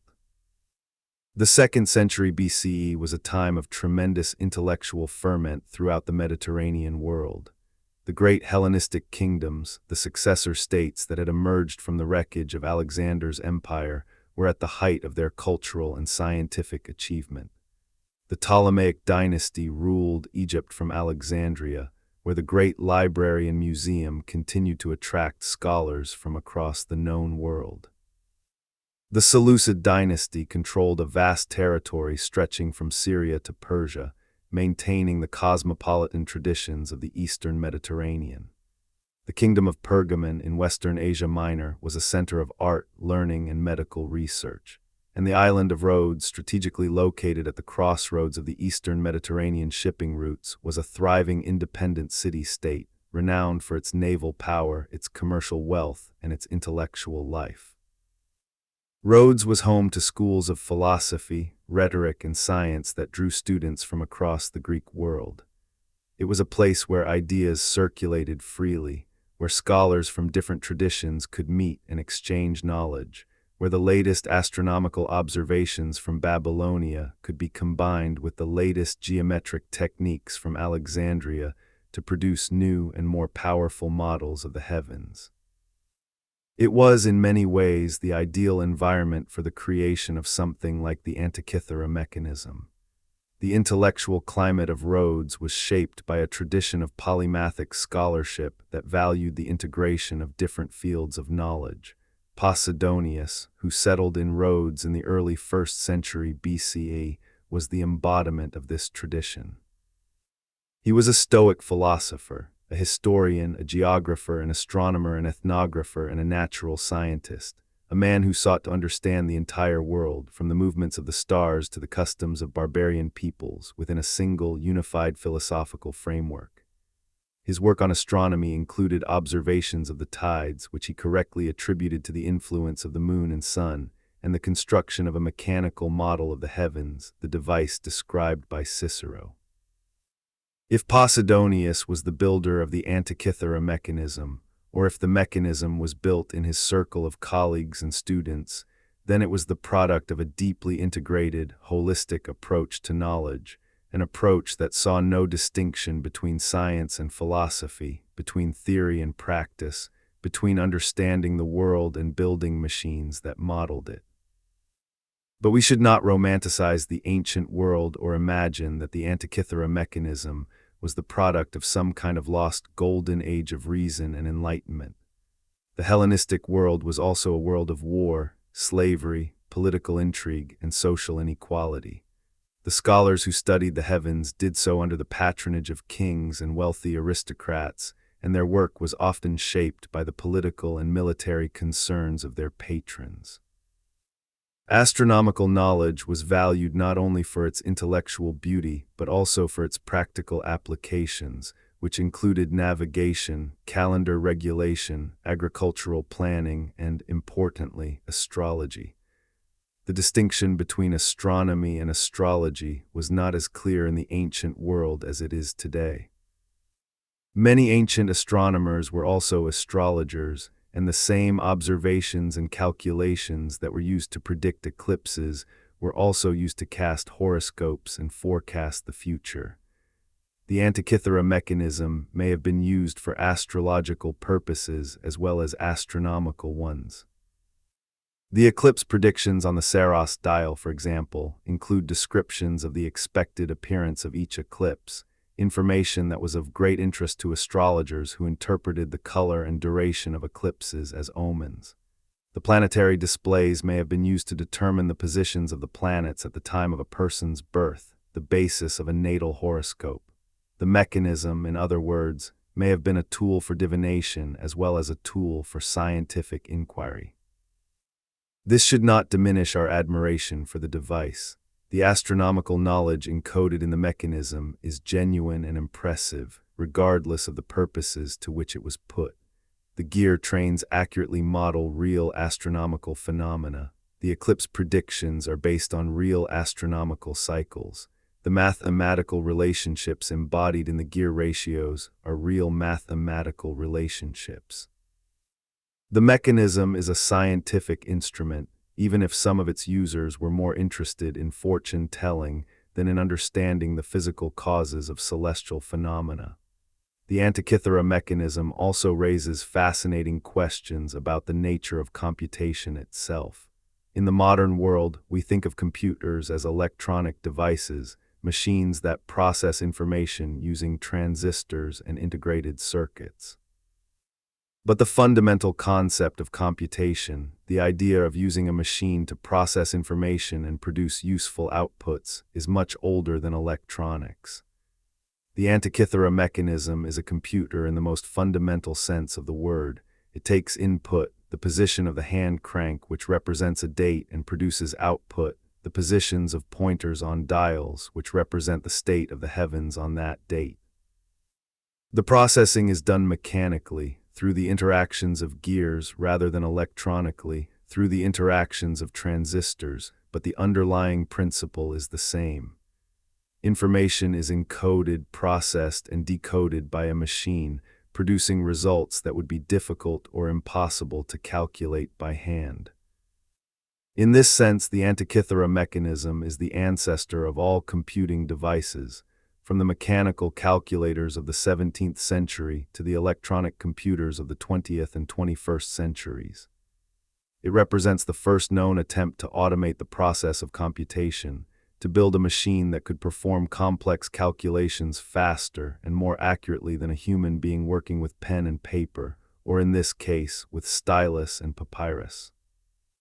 The mechanism's creators may not have thought of their device as a computer in the modern sense, but that is what it was.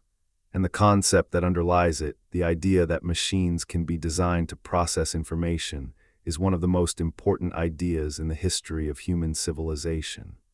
The Antikythera mechanism is also a reminder of the importance of interdisciplinary thinking in scientific and technological innovation.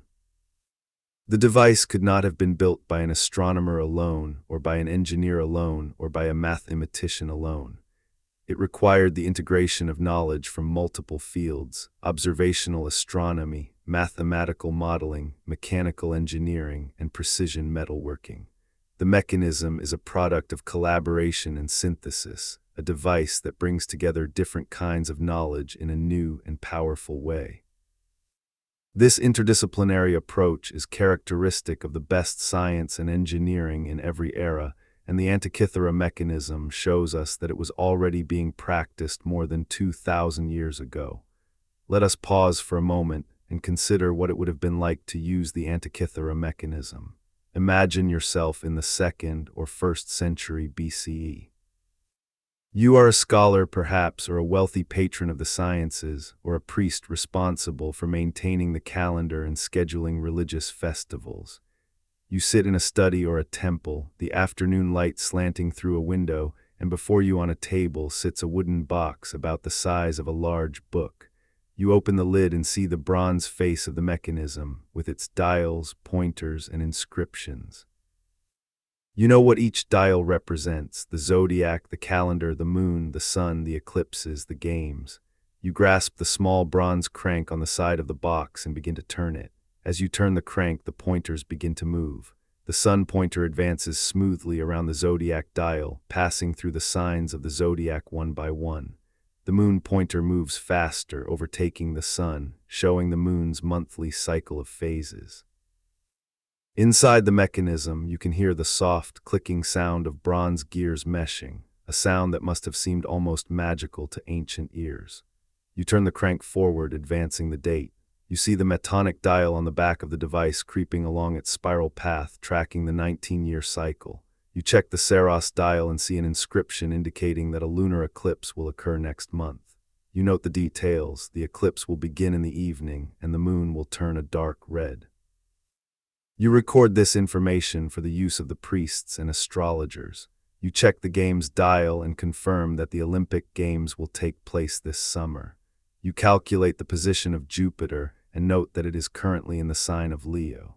All of this information that would require hours of laborious manual calculation using astronomical tables and mathematical formulas, is available to you at the turn of a crank. The mechanism has compressed the accumulated astronomical knowledge of centuries into a device that fits on a tabletop. It has made the heavens portable, accessible, tangible. You can hold the cosmos in your hands. This is the true wonder of the Antikythera mechanism. It is not just a machine. It is an idea made physical. It is the idea that the universe is knowable, that its patterns can be discerned, modeled, and predicted.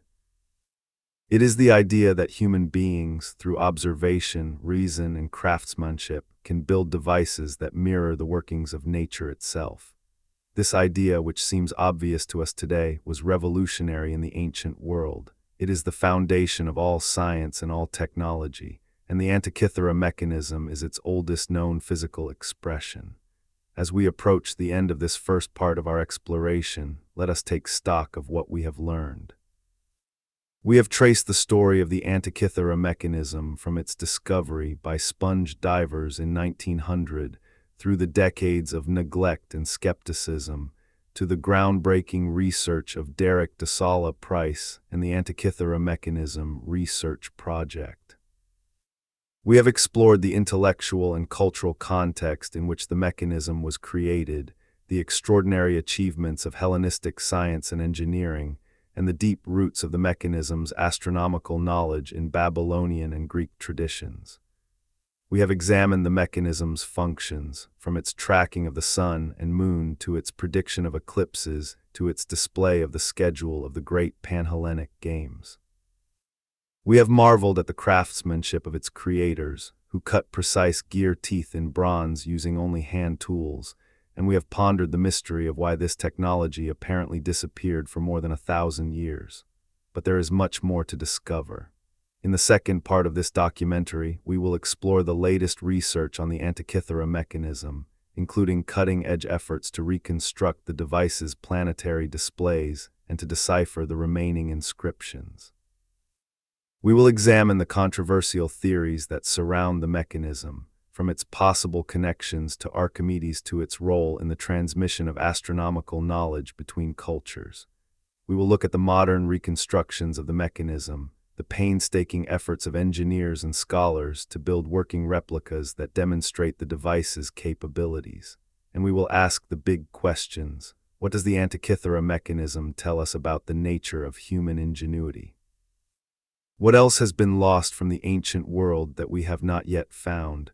And could there be other mechanisms, other ancient computers, still waiting to be discovered, buried in the earth or lying on the sea floor, ready to shatter our assumptions once again? The Antikythera mechanism has already changed our understanding of the ancient world. It has shown us that the boundary between the ancient and the modern is not as clear as we once thought, that the people who lived 2,000 years ago were not as different from us as we might like to believe. They looked up at the same sky, they wondered at the same stars, and they dreamed of understanding the same cosmos.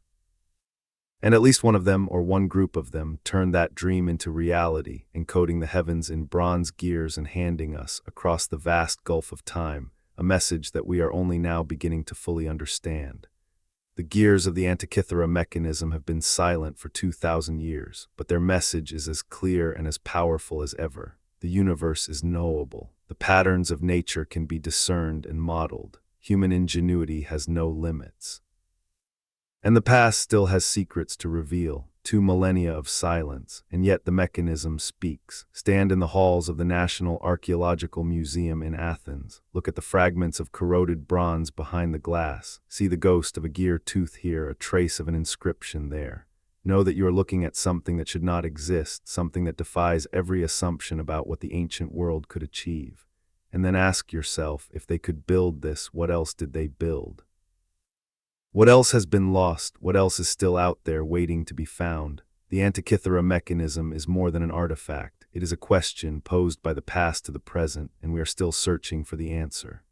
The device sits in its glass case, fragmentary and silent, a puzzle wrapped in corrosion, a riddle encoded in bronze. Every year, new researchers take up the challenge. New technologies are brought to bear. New theories are proposed, debated, refined, and sometimes discarded.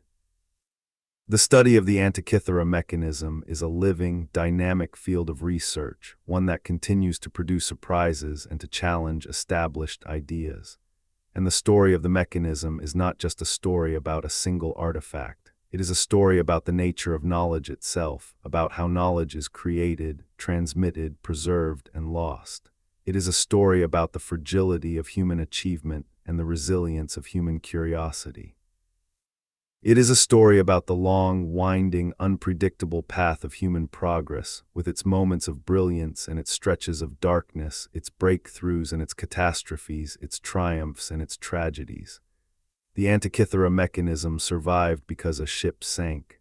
If the ship had reached its destination, the mechanism might have been displayed in a Roman villa, admired for a generation, and then melted down for its bronze. Instead, the sea preserved it, encrusted in coral and mineral deposits, hidden from looters and recyclers, waiting in the dark for 2,000 years until a sponge diver descended into the gloom and stumbled upon a field of ancient statues. The mechanism's survival is an accident, a fluke, a gift from the sea. And it makes you wonder how many other gifts the sea is still holding, how many other secrets are buried in the sand of the ocean floor, how many other miracles of human ingenuity are waiting to be discovered. The ancient world was vast, and most of it is gone. The library of Alexandria burned, the workshops of Rhodes are rubble. The temples and laboratories of the Hellenistic world are ruins or memories, but the sea remembers, the sea preserves. And every now and then the sea gives something back. The Antikythera Mechanism is one of those gifts. It is a window into a lost world, a world of genius and ambition, of intellectual daring and technical mastery. It is a reminder that the past is not as simple or as primitive as we sometimes assume, that human beings have always been capable of extraordinary things, and that the story of human achievement is full of surprises. And with that thought we pause, but we will return. Because the story of the Antikythera Mechanism is not finished. There is more to discover, more to understand, more to wonder at. The gears are silent, but the questions they raise are louder than ever. We will be back with the second part of this story, where the mysteries deepen, the theories multiply, and the true significance of the world's first computer comes into sharper focus than ever before. The Antikythera Mechanism, 2,000 years old, 30 gears of bronze. And a mystery that is still unfolding. Somewhere beneath the Mediterranean Sea, 2,000 years ago, a ship broke apart and sank, its cargo scattered across the ocean floor. Bronze statues settled into the sand, marble figures cracked against the rocks, and a small wooden box containing the most sophisticated machine the ancient world had ever produced tumbled into the darkness and was forgotten. Forgotten by history, forgotten by science, forgotten by the world that had built it. But not destroyed. The sea, which had claimed the ship and its crew, chose to preserve the machine. Corrosion sealed it in a tomb of minerite and calcium. Marine creatures encrusted it in layers of shell and growth, and there it lay, silent, patient, waiting for 20 centuries, until the modern world was finally ready to understand what it was. We return now to the Antikythera Mechanism, to pick up the story where we left it and to plunge deeper into the mysteries that still surround this extraordinary artifact. In the first part of this documentary, we trace the mechanism's discovery, its long decades of neglect, the pioneering research that revealed its true nature, and the breathtaking sophistication of its design. We explored the intellectual world that created it, the Hellenistic civilization that merged Greek mathematics with Babylonian astronomy and produced a mechanical model of the cosmos unlike anything the world would see again for more than 1,000 years.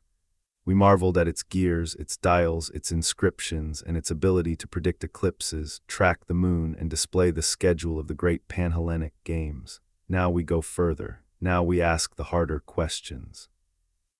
Who precisely built this device? How did they build it? What have the most recent discoveries revealed about its inner workings? What do the modern reconstructions tell us about the experience of using it? Why did the technology disappear? And what does the Antikythera Mechanism mean for our understanding of human civilization itself? Let us begin with the reconstructions, because nothing brings the Antikythera Mechanism to life quite like seeing a working replica in action. Since Derek de Solla Price first proposed his model of the mechanism's gear trains in the 1970s, a number of researchers and craftsmen have attempted to build working replicas of the device. These reconstructions serve multiple purposes. They test the proposed gear arrangements, revealing whether a particular configuration actually works as intended. They demonstrate the mechanism's capabilities in a tangible, visible way, showing modern audiences what the ancient device could do. And they provide insights into the manufacturing process, revealing the challenges that the original builders must have faced and the level of skill they must have possessed.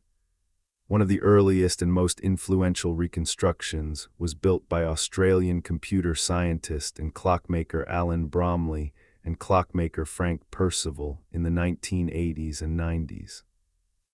Bromley, who had studied the mechanism's X-ray images in detail, proposed a revised gear arrangement that differed in several important respects from Price's original model. His reconstruction, built by Percival using traditional clockmaking tools, demonstrated that the mechanism could indeed function as an astronomical calculator, producing smooth, accurate outputs from its interlocking gear trains. The Bromley-Percival reconstruction was an important step forward, but it was based on incomplete data, and subsequent research would reveal that some of its details were incorrect. A more ambitious and more accurate reconstruction was undertaken by Michael Wright, a former curator at the Science Museum in London. Wright, who is both a scholar of ancient technology and a skilled mechanical engineer, spent years studying the mechanism using a technique called linear tomography, a form of X-ray imaging that produces cross-sectional images of an object by moving the X-ray source and the film in opposite directions during the exposure.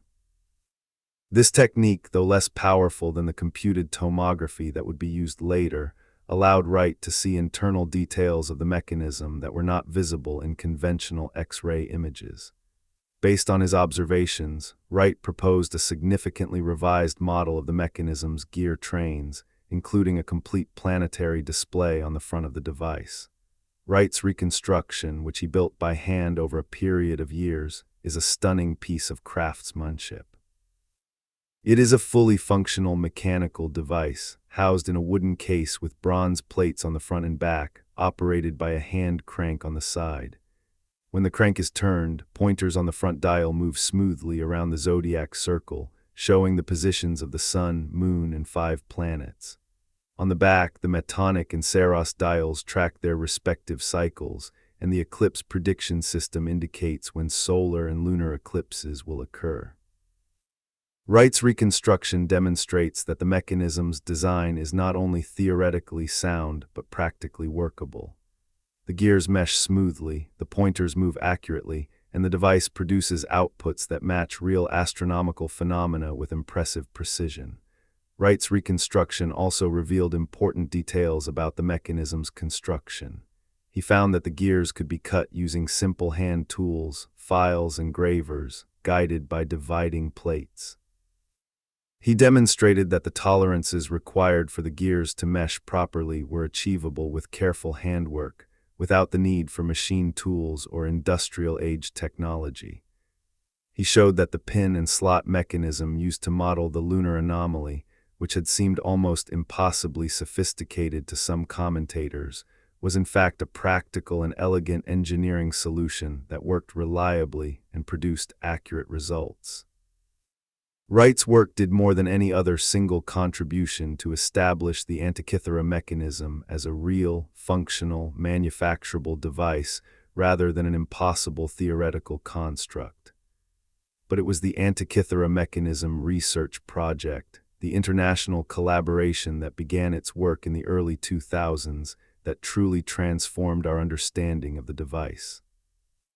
As we discussed in the first part of this documentary, the project brought micro-focus X-ray computed tomography to bear on the mechanism's fragments, producing 3-dimensional images of unprecedented resolution.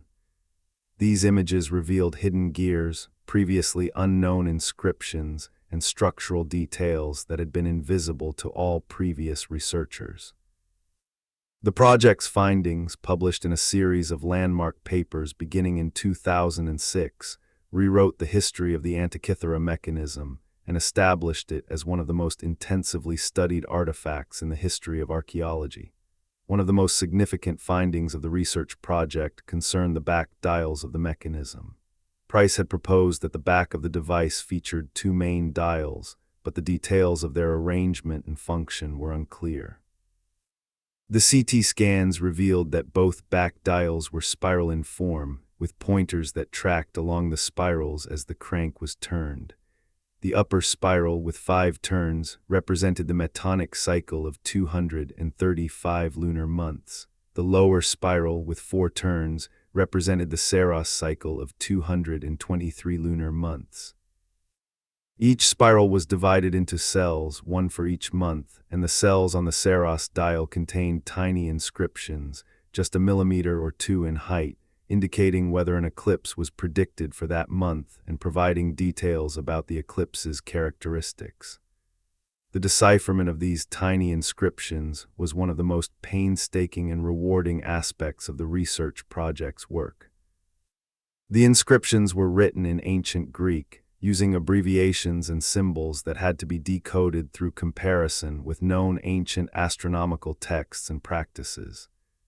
The eclipse predictions included information about the type of eclipse, solar or lunar, the time of day at which the eclipse was expected to begin, and the direction from which the shadow would advance across the sun or moon. Some entries also included information about the expected color of the eclipsed moon, a detail of great interest to ancient astrologers. The level of detail in these inscriptions is extraordinary, and it demonstrates a level of astronomical sophistication that matches or exceeds the best-known ancient sources. The research project also made important discoveries about the front of the mechanism. The CT scans confirmed the presence of two concentric pointer systems on the front dial, one for the sun and one for the moon, and revealed the remnants of what appear to be additional pointer systems for the 5 planets. The planetary gear trains are the most fragmentary and least well understood part of the mechanism, and their reconstruction has been the subject of intense debate among researchers.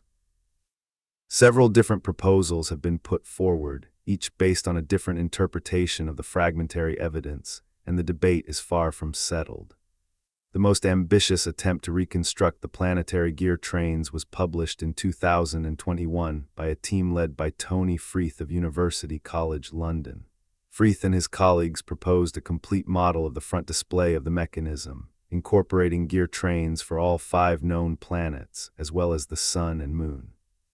Their model was based on a meticulous analysis of the surviving fragments, the inscriptions, and the constraints imposed by the known gear ratios and the physical dimensions of the mechanism's case.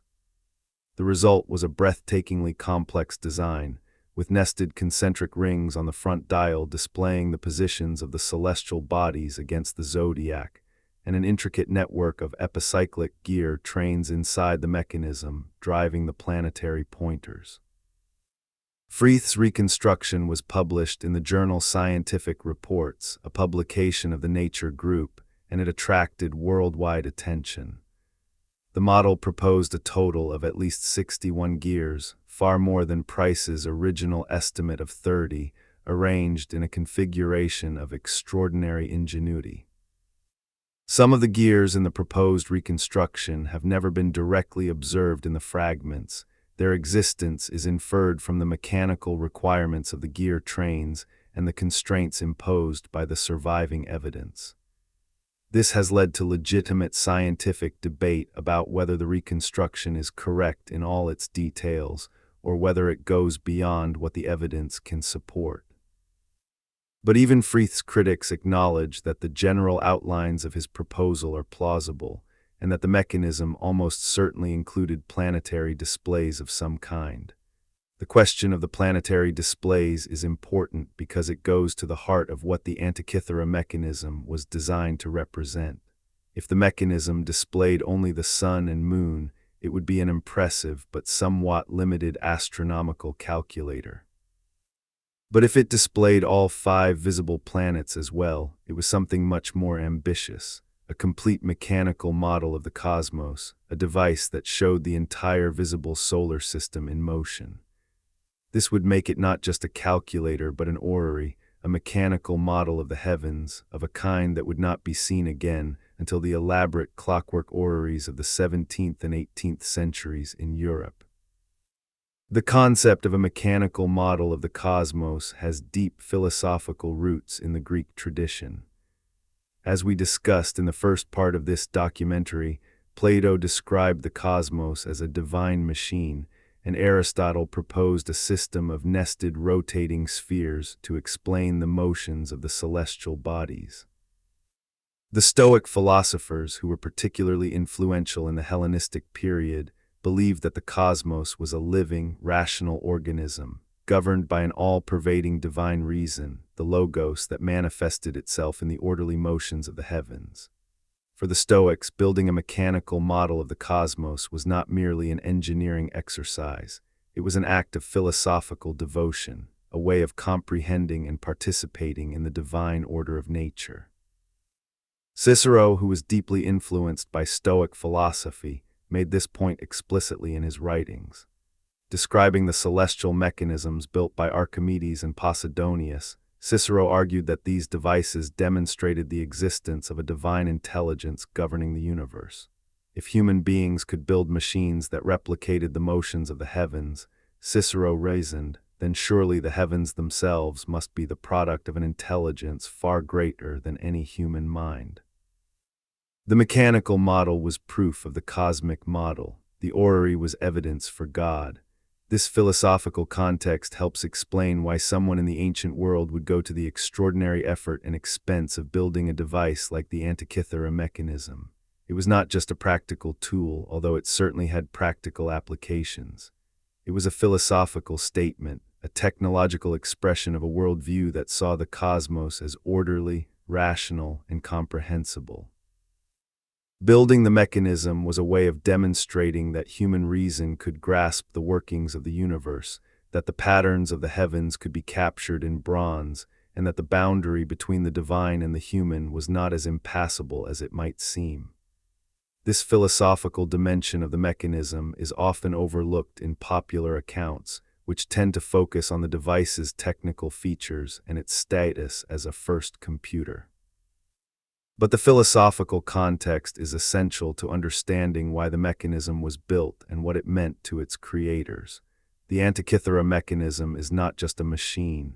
It is a worldview made tangible. It is philosophy incarnated in bronze. Now let us turn to one of the most debated questions in the study of the Antikythera Mechanism, its relationship to the great Archimedes. Archimedes of Syracuse, who lived from approximately 287 to 212 BCE, is widely regarded as the greatest mathematician and engineer of the ancient world. His contributions to mathematics, physics, and engineering are legendary. He calculated the value of pi with remarkable precision. He discovered the principle of buoyancy, the famous Archimedes principle, which states that a body immersed in a fluid experiences an upward force equal to the weight of the fluid it displaces. He invented the Archimedean screw, a device for pumping water that is still in use today.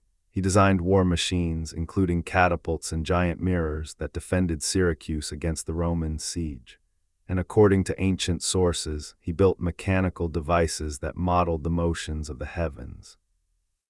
The connection between Archimedes and the Antikythera Mechanism is circumstantial but compelling. Cicero, writing in the 1st century BCE, described two mechanical devices attributed to Archimedes. One was a celestial globe, a solid sphere on which the positions of the stars were marked. The other was a more complex device, a mechanical model that showed the motions of the sun, moon, and 5 planets. Cicero described this device in vivid terms, noting that a single rotation of the input produced the correct relative motions of all the celestial bodies, including the moon's monthly cycle, the sun's annual cycle, and the complex wanderings of the planets. This description sounds remarkably like the Antikythera Mechanism, and many scholars have concluded that Archimedes built a device that was either identical to the mechanism or closely related to it. If Archimedes did build such a device, it would push the history of the Antikythera Mechanism tradition back by at least a century, from the mid-2nd century BCE to the late 3rd century BCE. It would also suggest that the mechanism was not a unique invention, but the product of a longer tradition of mechanical astronomical modeling, a tradition that may have originated with Archimedes himself or with his predecessors and contemporaries in the Greek engineering world. The linguistic evidence from the mechanism's inscriptions adds another layer to this connection. As we noted in the first part of this documentary, the month names on the Metonic dial are Corinthian in origin. Syracuse was a Corinthian colony, founded in the 8th century BCE, and it maintained strong cultural ties to Corinth throughout its history. The use of Corinthian month names on the mechanism could indicate that the device was made in Syracuse, or for a user from Syracuse, or that it was built within a tradition that originated in the Corinthian cultural sphere. This does not prove a direct connection to Archimedes, but it is consistent with such a connection, and it has led several scholars to argue that the mechanism was built in a tradition that traces back to Archimedes' workshop in Syracuse. There is another tantalizing piece of evidence linking the mechanism to Archimedes, though it is more speculative.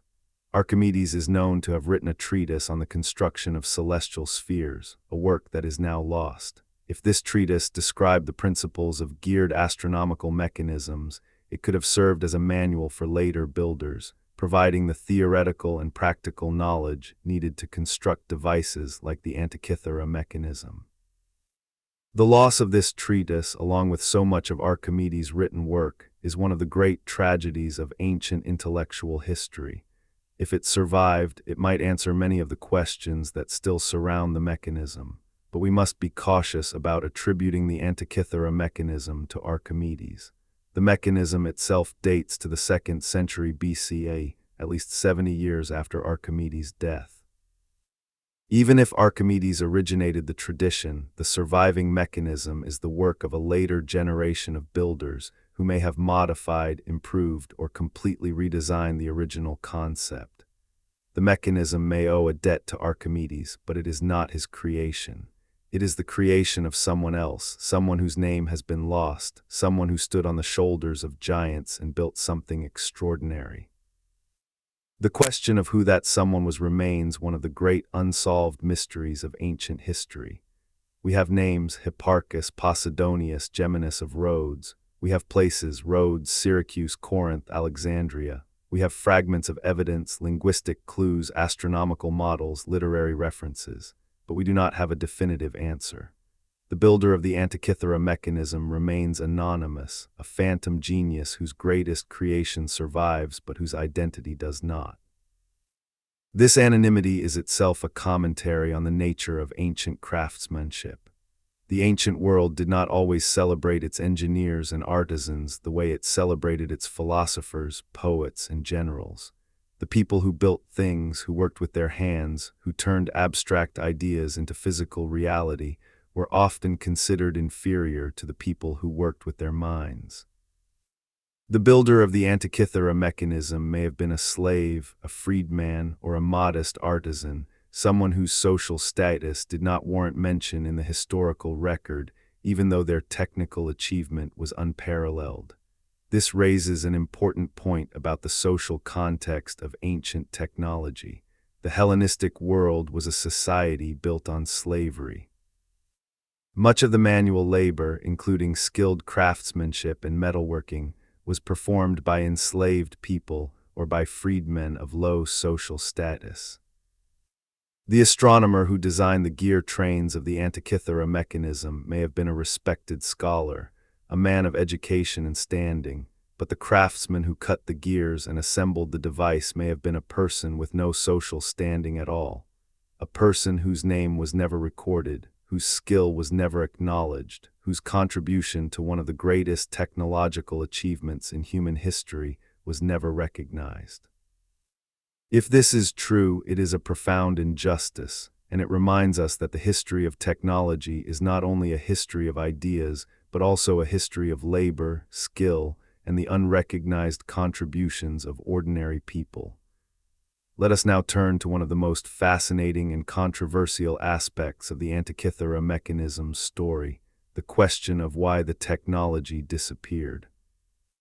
This is a question that has puzzled historians and scientists for decades, and it touches on some of the deepest issues in the philosophy and sociology of technology. If the ancient Greeks could build a device as sophisticated as the Antikythera Mechanism, why did they not go on to build more sophisticated devices? Why did they not develop clockwork, mechanical automation, or other technologies that seem, in retrospect, to be logical extensions of the mechanism's capabilities? Why did the geared astronomical tradition apparently die out, only to be reinvented more than 1,000 years later, We touched on some possible answers in the first part of this documentary. The recycling of bronze, the disruption of the Roman conquest, the fragility of ancient knowledge transmission, these are all plausible contributing factors. But the question goes deeper than these practical considerations. It touches on the fundamental relationship between science, technology, and society, a relationship that is far more complex and contingent than the popular narrative of inevitable progress would suggest. One important factor is the economic structure of the ancient world. The Antikythera Mechanism was almost certainly an expensive, custom-built device produced for a wealthy patron or institution. It was not a mass-produced consumer product. There was no market for astronomical calculators in the ancient world, no demand for precision instruments from ordinary farmers, merchants, or soldiers. The mechanism was a luxury item, a product of elite culture, built for a tiny audience of wealthy, educated individuals who had the interest and the means to commission such a device. When the social and economic conditions that supported this kind of elite patronage changed, as they did during the Roman conquest and the subsequent transformation of the Mediterranean world, the demand for devices like the Antikythera Mechanism may have simply evaporated. Another factor is the nature of ancient attitudes toward manual labor and mechanical technology. As we have noted, the ancient Greeks, despite their extraordinary engineering achievements, often regarded manual labor and mechanical craft with a degree of contempt. Plato, for all his fascination with the cosmic machine, disdained the work of artisans and craftsmen. Aristotle distinguished sharply between theoretical knowledge, which he considered the highest form of human activity, and practical knowledge, which he considered inferior. This aristocratic prejudice against manual labor and mechanical craft may have limited the development and dissemination of technologies like the Antikythera Mechanism. If the elites who controlled patronage and education regarded mechanical invention as a lower form of activity, unworthy of serious intellectual engagement, then the incentive to develop and improve mechanical technologies would have been correspondingly reduced. This attitude stands in sharp contrast to the culture of the medieval and early modern periods in Europe, where the development of mechanical technology was actively encouraged and celebrated. The great cathedral clocks of the Middle Ages, the astronomical clocks of the Renaissance, the mechanical calculators of the 17th century, these were all products of a culture that valued mechanical ingenuity and saw it as a form of intellectual achievement. The social and cultural conditions that fostered this attitude, the guild system, the monasteries, the emerging bourgeois class with its commercial interests and its appetite for innovation, were largely absent in the ancient world. The Antikythera Mechanism may have been a technological dead end, not because the ancient Greeks lacked the ability to develop the technology further, but because the social and cultural conditions necessary for sustained technological development were not present. There is also the question of what we might call the lone genius problem. The Antikythera Mechanism may have been the product of a very small number of highly skilled individuals, perhaps even a single master craftsman, working within a narrow tradition that was transmitted from master to apprentice. If this tradition depended on the survival of a specific lineage of craftsmen, then the death of a single master or the disruption of a single workshop could have been enough to break the chain of transmission and cause the technology to be lost. In the modern world, important technologies are documented in publications, taught in universities, and practiced by large numbers of professionals, making them highly resistant to loss. In the ancient world, a technology practiced by a handful of specialists and transmitted through personal instruction was extremely vulnerable to disruption. The story of the Antikythera Mechanism's disappearance is therefore not a story of technological failure, but a story of social and institutional fragility. The technology worked, the knowledge was real. But the social structures necessary to preserve and transmit that knowledge were not robust enough to withstand the upheavals of the late Hellenistic and early Roman periods. The tradition died not because it was flawed, but because it was fragile. And yet, as we noted in the first part of this documentary, traces of the tradition survived. The knowledge of geared mechanisms did not vanish entirely. It persisted in attenuated and transformed forms in the Byzantine Empire and in the Islamic world, eventually contributing to the development of mechanical clockwork in medieval Europe. The path of transmission was long, indirect, and often obscure, but the thread was never completely broken. The Byzantine Empire, the eastern continuation of the Roman Empire, preserved much of the intellectual heritage of the ancient Greek world. Byzantine scholars copied and studied ancient scientific texts, maintaining a tradition of astronomical learning that stretched back to the Hellenistic period. There are references in Byzantine sources to mechanical devices that may be related to the Antikythera Mechanism tradition, though the evidence is sparse and difficult to interpret. The most famous example is the so-called Throne of Solomon, an elaborate automated device described in Byzantine court chronicles, which featured mechanical animals, a rising throne, and other marvels of automation. While this device was clearly different in function from the Antikythera mechanism, it demonstrates that the Byzantine world possessed significant expertise in mechanical engineering, expertise that may have derived, at least in part, from the ancient Greek tradition. The Islamic world was an even more important conduit for the transmission of ancient Greek scientific and technical knowledge. Beginning in the 8th century CE, Muslim scholars undertook a massive project of translation, rendering Greek scientific and philosophical texts into Arabic. This translation movement, centered in Baghdad and other major cities of the Islamic world, preserved much of the ancient Greek intellectual heritage that would otherwise have been lost.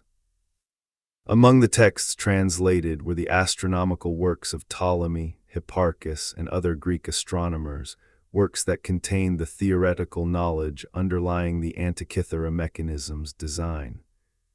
Islamic astronomers and engineers not only preserved Greek knowledge but built upon it, developing new instruments and techniques that extended the ancient tradition.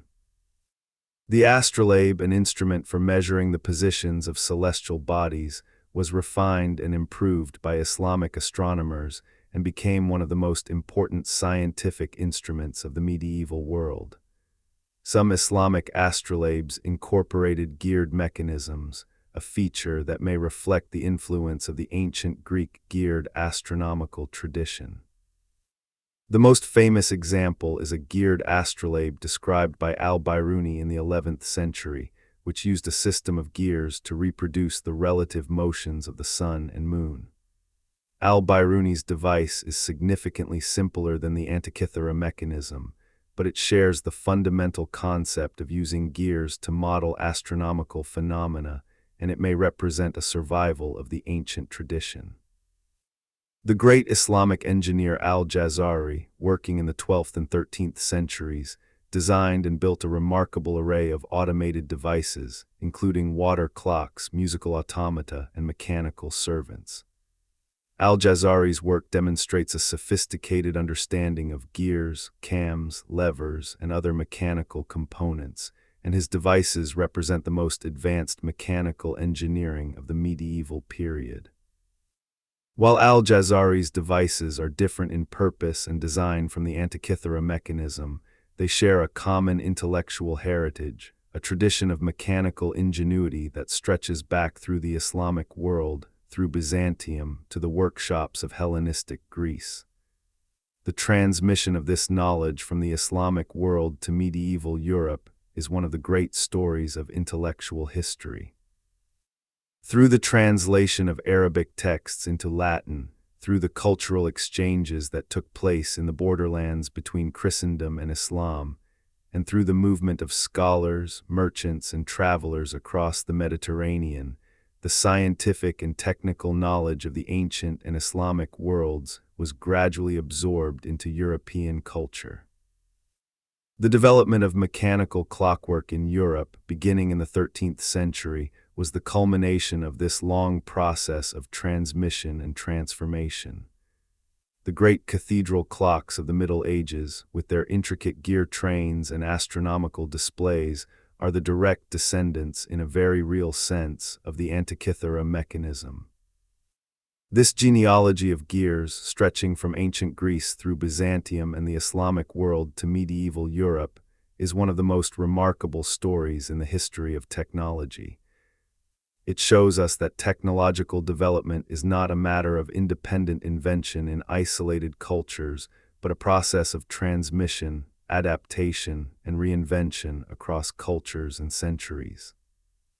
The Antikythera mechanism is not an isolated marvel, but a node in a vast network of knowledge and skill that spans the ancient and medieval worlds. Let us now return to the mechanism itself and consider some of the details that have emerged from the most recent research. One of the most intriguing aspects of the mechanism is its inscriptions. As we discussed in the first part of this documentary, the surfaces of the mechanism are covered with tiny Greek text, more than 3,000 characters in all, engraved with extraordinary precision. These inscriptions have been the subject of intensive study, and their decipherment has provided crucial insights into the mechanism's functions and design.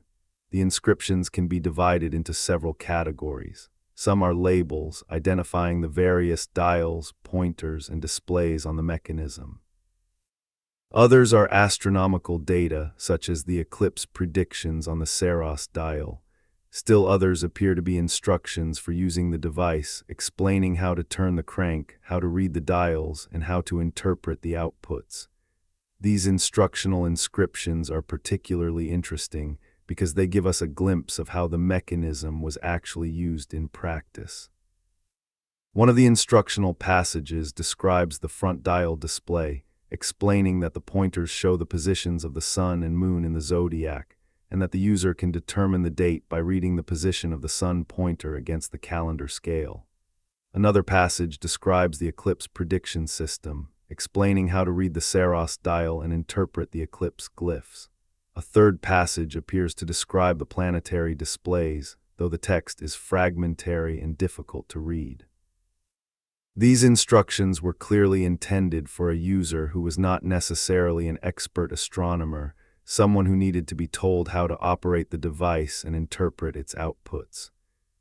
This suggests that the mechanism was designed to be used by educated laypeople, not just by professional astronomers, and that it was intended as a practical tool, not just a demonstration piece. The inscriptions also contain references to astronomical phenomena and theories that are associated with specific ancient astronomers. The lunar model built into the mechanism's gears, as we have discussed, matches the theory of Hipparchus. The eclipse prediction system is based on Babylonian cycles that were adopted and refined by Greek astronomers. The planetary models, to the extent that they can be reconstructed, appear to be consistent with the astronomical knowledge of the 2nd century BCE. These connections have led scholars to place the mechanism firmly within the mainstream of Hellenistic astronomical science, rather than treating it as an anomalous or marginal artifact. One particularly fascinating detail revealed by the inscriptions is the mechanism's use of color. Some of the astronomical displays appear to have been color-coded, with different celestial bodies represented by different colors. Analysis of trace residues on the mechanism's surfaces has revealed evidence of pigments, including blue and red, that may have been used to paint the pointers or the dial markings. If the mechanism's displays were color-coded, it would have made them much easier to read and interpret, allowing the user to distinguish at a glance between the sun pointer, the moon pointer, and the planetary pointers. This attention to usability and visual clarity is another indication that the mechanism was designed as a practical instrument, not just an intellectual curiosity. The back cover of the mechanism's case appears to have been inscribed with a long text, sometimes called the parapegma, that described the risings and settings of prominent stars and constellations throughout the year. A parapegma was a common feature of ancient Greek calendars, a kind of star almanac that tracked the annual cycle of stellar appearances and disappearances. The inclusion of a parapegma on the mechanism's cover reinforces the device's role as a comprehensive astronomical and calendrical tool, combining information about the sun, moon, planets, eclipses, games, and stars in a single, portable device. The sheer density of information packed into the mechanism is one of its most remarkable features. The device is roughly the size of a shoebox, yet it contains more astronomical data and computational capability than any other known artifact from the ancient world. It is, in a very real sense, a library compressed into a machine, a compendium of astronomical knowledge translated from text and tables into bronze and gear teeth. The mechanism replaces shelves of papyrus scrolls with a device that can be held in two hands, producing on demand the same information that would otherwise require hours of laborious calculation. This is the essence of computation, the compression of knowledge and the automation of calculation, and the Antikythera mechanism achieves it with a simplicity and elegance that is genuinely beautiful. Let us consider now the broader implications of the Antikythera mechanism for our understanding of ancient science and technology. The mechanism is often described as ahead of its time, a phrase that implies it was somehow anomalous, a freak of nature, a one-off invention that bore no relation to the broader technological capabilities of the ancient world. This characterization, while understandable, is misleading. The Antikythera mechanism was not ahead of its time, it was of its time. It was the product of a specific cultural, intellectual, and technological milieu, the Hellenistic world, that was capable of producing precisely this kind of achievement. The mechanism seems anomalous to us only because we have lost most of the evidence of the technological culture that produced it. We have the mechanism, but we have lost the workshops, the tools, the training manuals, and the other devices that would have provided the context for understanding it. The mechanism is like a single page from a book whose other pages have been destroyed.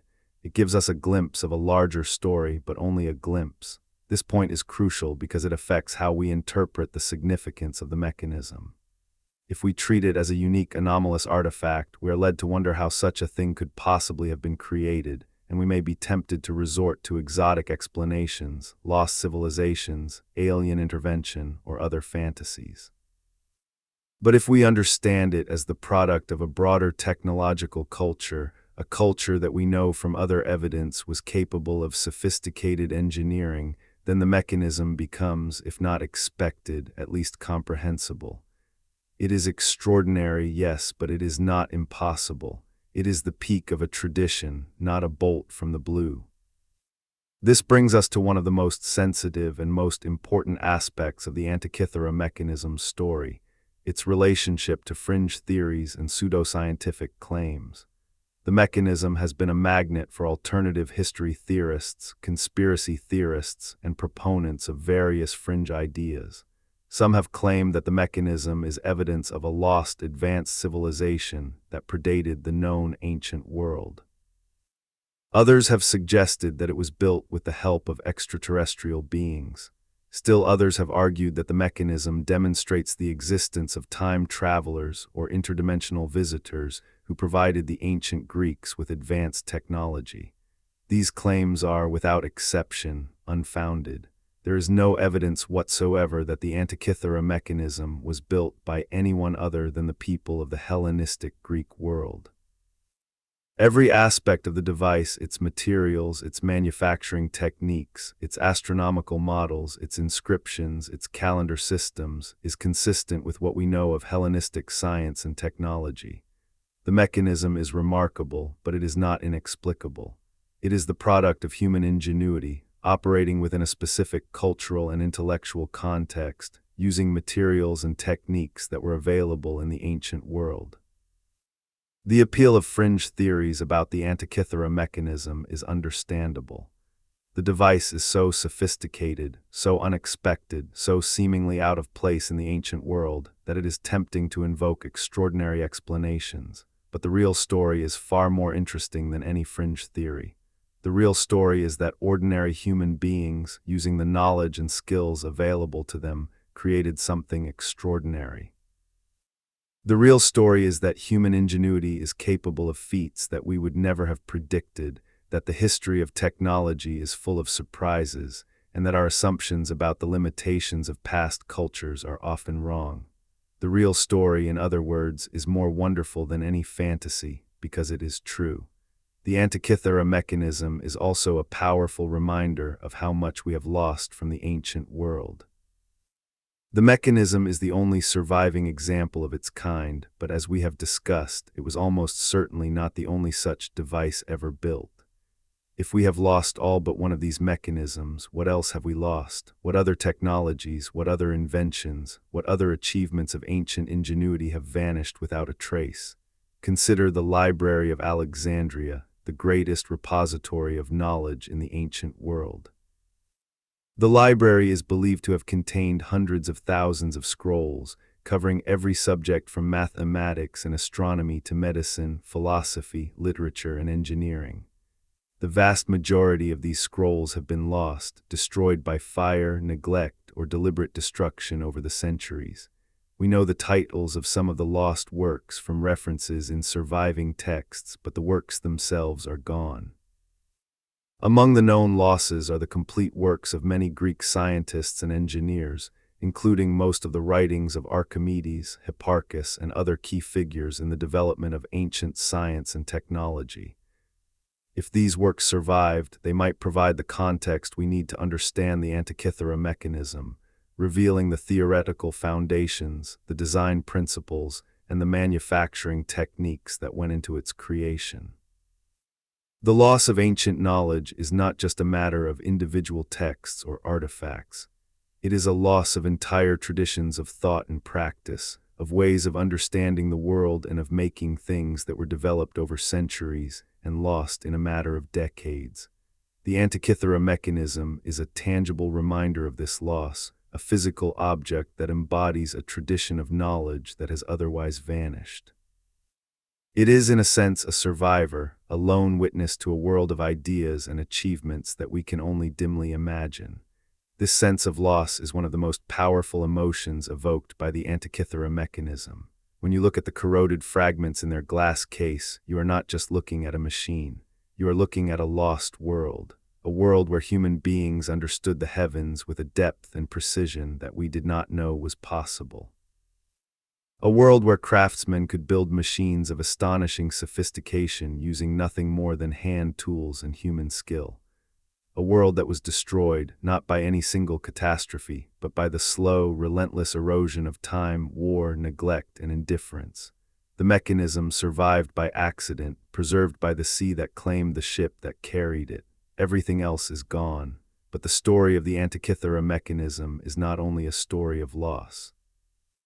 It is also a story of rediscovery, of the power of human curiosity and persistence to reach across the centuries and recover what was thought to be lost forever. The sponge divers who found the wreck, the archaeologists who recognized its importance, the scholars who spent decades studying the corroded fragments, the engineers who built working reconstructions, the physicists who developed new imaging technologies to reveal hidden details, all of these people are part of the mechanism's story. Their efforts have rescued the mechanism from oblivion and restored it to its rightful place in the history of human achievement. The story of the mechanism's rediscovery also illustrates the importance of interdisciplinary collaboration in modern research. The study of the Antikythera Mechanism has brought together experts from a remarkable range of fields: classical archaeology, ancient history, Greek philology, astronomy, mathematics, mechanical engineering, materials science, and advanced imaging technology. No single discipline could have unlocked the mechanism's secrets alone. It was only through the combined efforts of scholars and scientists from many different fields that the true nature and significance of the device were revealed. This interdisciplinary approach mirrors the interdisciplinary nature of the mechanism itself, which, as we have discussed, was the product of a collaboration between astronomers, mathematicians, and metalworkers in the ancient world. The mechanism was built by polymaths, and it has been understood by polymaths. Let us turn now to the ongoing research and the questions that remain unanswered. Despite more than a century of study, the Antikythera mechanism still holds many secrets. The planetary displays, as we have discussed, are the least well-understood part of the device, and their reconstruction remains a subject of active debate.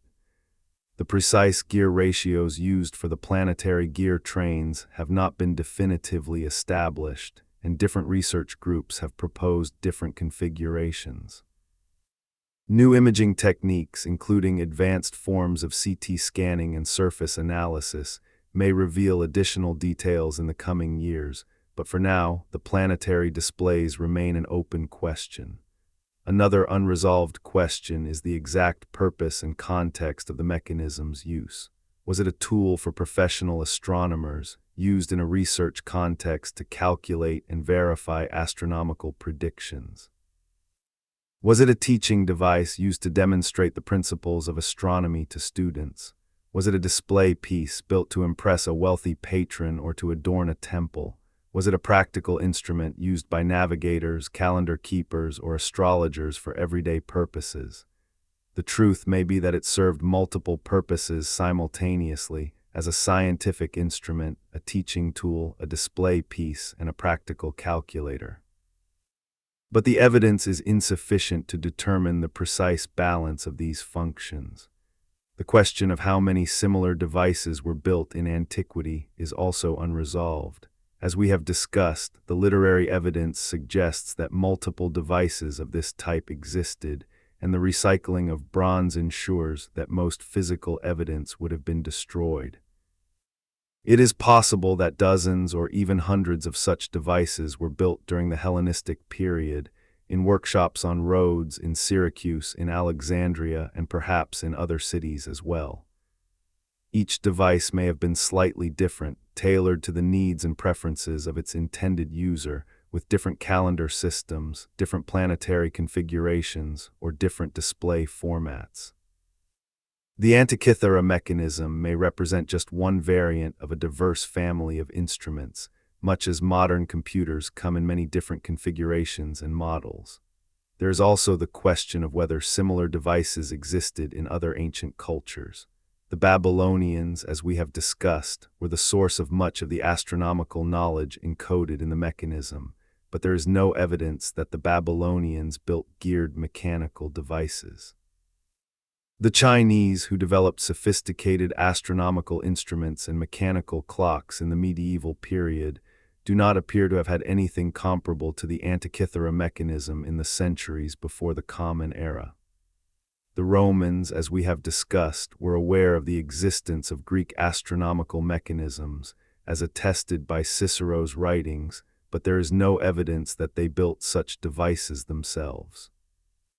The Antikythera mechanism appears to be uniquely Greek, or at least uniquely Hellenistic, in its origin and design. One of the most exciting developments in recent years has been the return to the wreck site itself.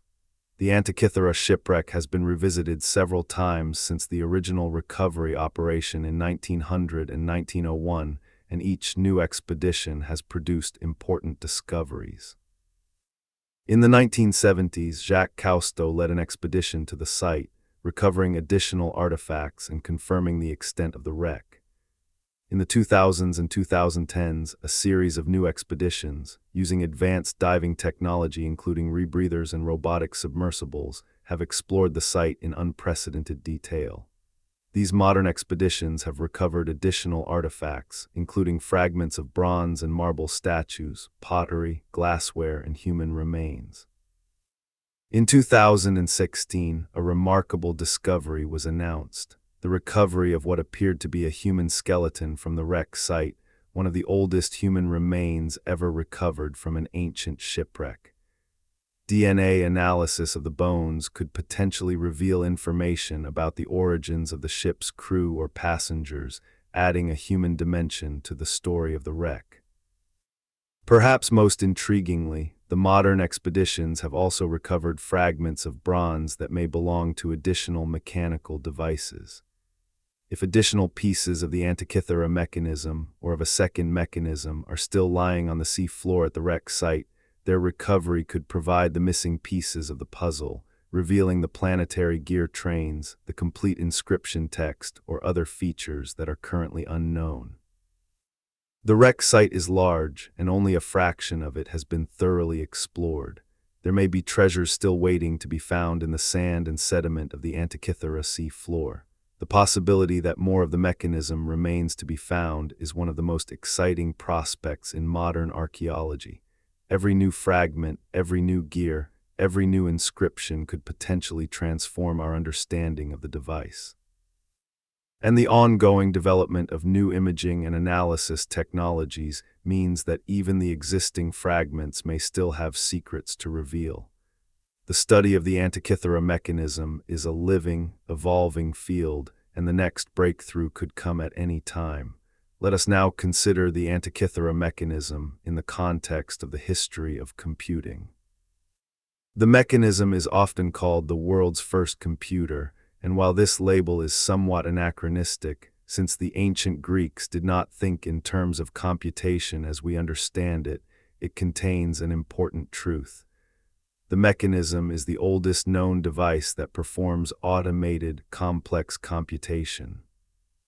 It takes an input, the position of the hand crank, processes it through a series of mechanical operations, the interactions of the gears, and produces outputs, the positions of pointers on dials. This is the fundamental structure of computation: input, processing, output. The mechanism is an analog computer, meaning that it represents information using continuously variable physical quantities, in this case the angular positions of gears and pointers, rather than the discrete digital values used by modern electronic computers. Analog computers have a long and distinguished history, stretching from the Antikythera mechanism through the slide rules, planimeters, and differential analyzers of the 19th and 20th centuries to the sophisticated analog flight computers used in aircraft and spacecraft. Analog computation is in some ways more intuitive and more natural than digital computation because it represents quantities using physical analogies, the angle of a pointer corresponding to the position of a celestial body, the length of a slide corresponding to the value of a mathematical function. The Antikythera mechanism is also a special-purpose computer designed to perform a specific set of calculations rather than a general-purpose machine capable of performing any computation. This is another respect in which it differs from modern electronic computers, which are general-purpose devices that can be programmed to perform an almost unlimited range of tasks. The mechanism's program is hardwired into its gear trains. It can only calculate astronomical quantities, and it cannot be reprogrammed to perform other tasks. But within its specialized domain, it performs its calculations with impressive speed and accuracy, producing results that would take a human calculator hours or days to compute by hand. The concept of the special-purpose computer has a long history in its own right. Many of the most important computing devices in history have been special-purpose machines designed to perform a specific set of calculations. The Jacquard loom, the Babbage difference engine, the Enigma machine, the Colossus code-breaking computer, all of these were special-purpose devices designed to solve specific problems rather than to be general-purpose computing platforms. The Antikythera mechanism stands at the beginning of this tradition as the first known example of a machine designed to automate complex computation. The relationship between the Antikythera mechanism and the later development of mechanical computing is indirect but significant. The mechanism did not directly inspire the computing pioneers of the 17th, 18th, and 19th centuries who were unaware of its existence. But the underlying concepts, the use of gears to represent mathematical relationships, the design of gear trains to automate calculation, the construction of mechanical devices to process information, are the same concepts that would later drive the development of mechanical calculators, clockwork automata, and ultimately electronic computers. The Antikythera mechanism and the modern computer are products of the same human impulse, the desire to automate thought, to build machines that can think for us, to extend the power of the human mind through mechanical and electronic means. This impulse is one of the deepest and most persistent themes in the history of human civilization. From the counting boards and abacuses of the ancient world to the supercomputers and artificial intelligence systems of the present day, human beings have always sought to build devices that can process information more efficiently, more accurately, and more quickly than the unaided human mind. The Antikythera mechanism is the earliest known expression of this impulse, and its existence 2,000 years ago reminds us that the desire to compute, to model, to predict, and to understand is not a modern invention, but a fundamental aspect of human nature. The Antikythera mechanism also has important implications for the philosophy of science. The mechanism embodies a particular approach to understanding the natural world, an approach that relies on mathematical modeling and mechanical analogy. The mechanism's creators did not merely observe the heavens and record what they saw.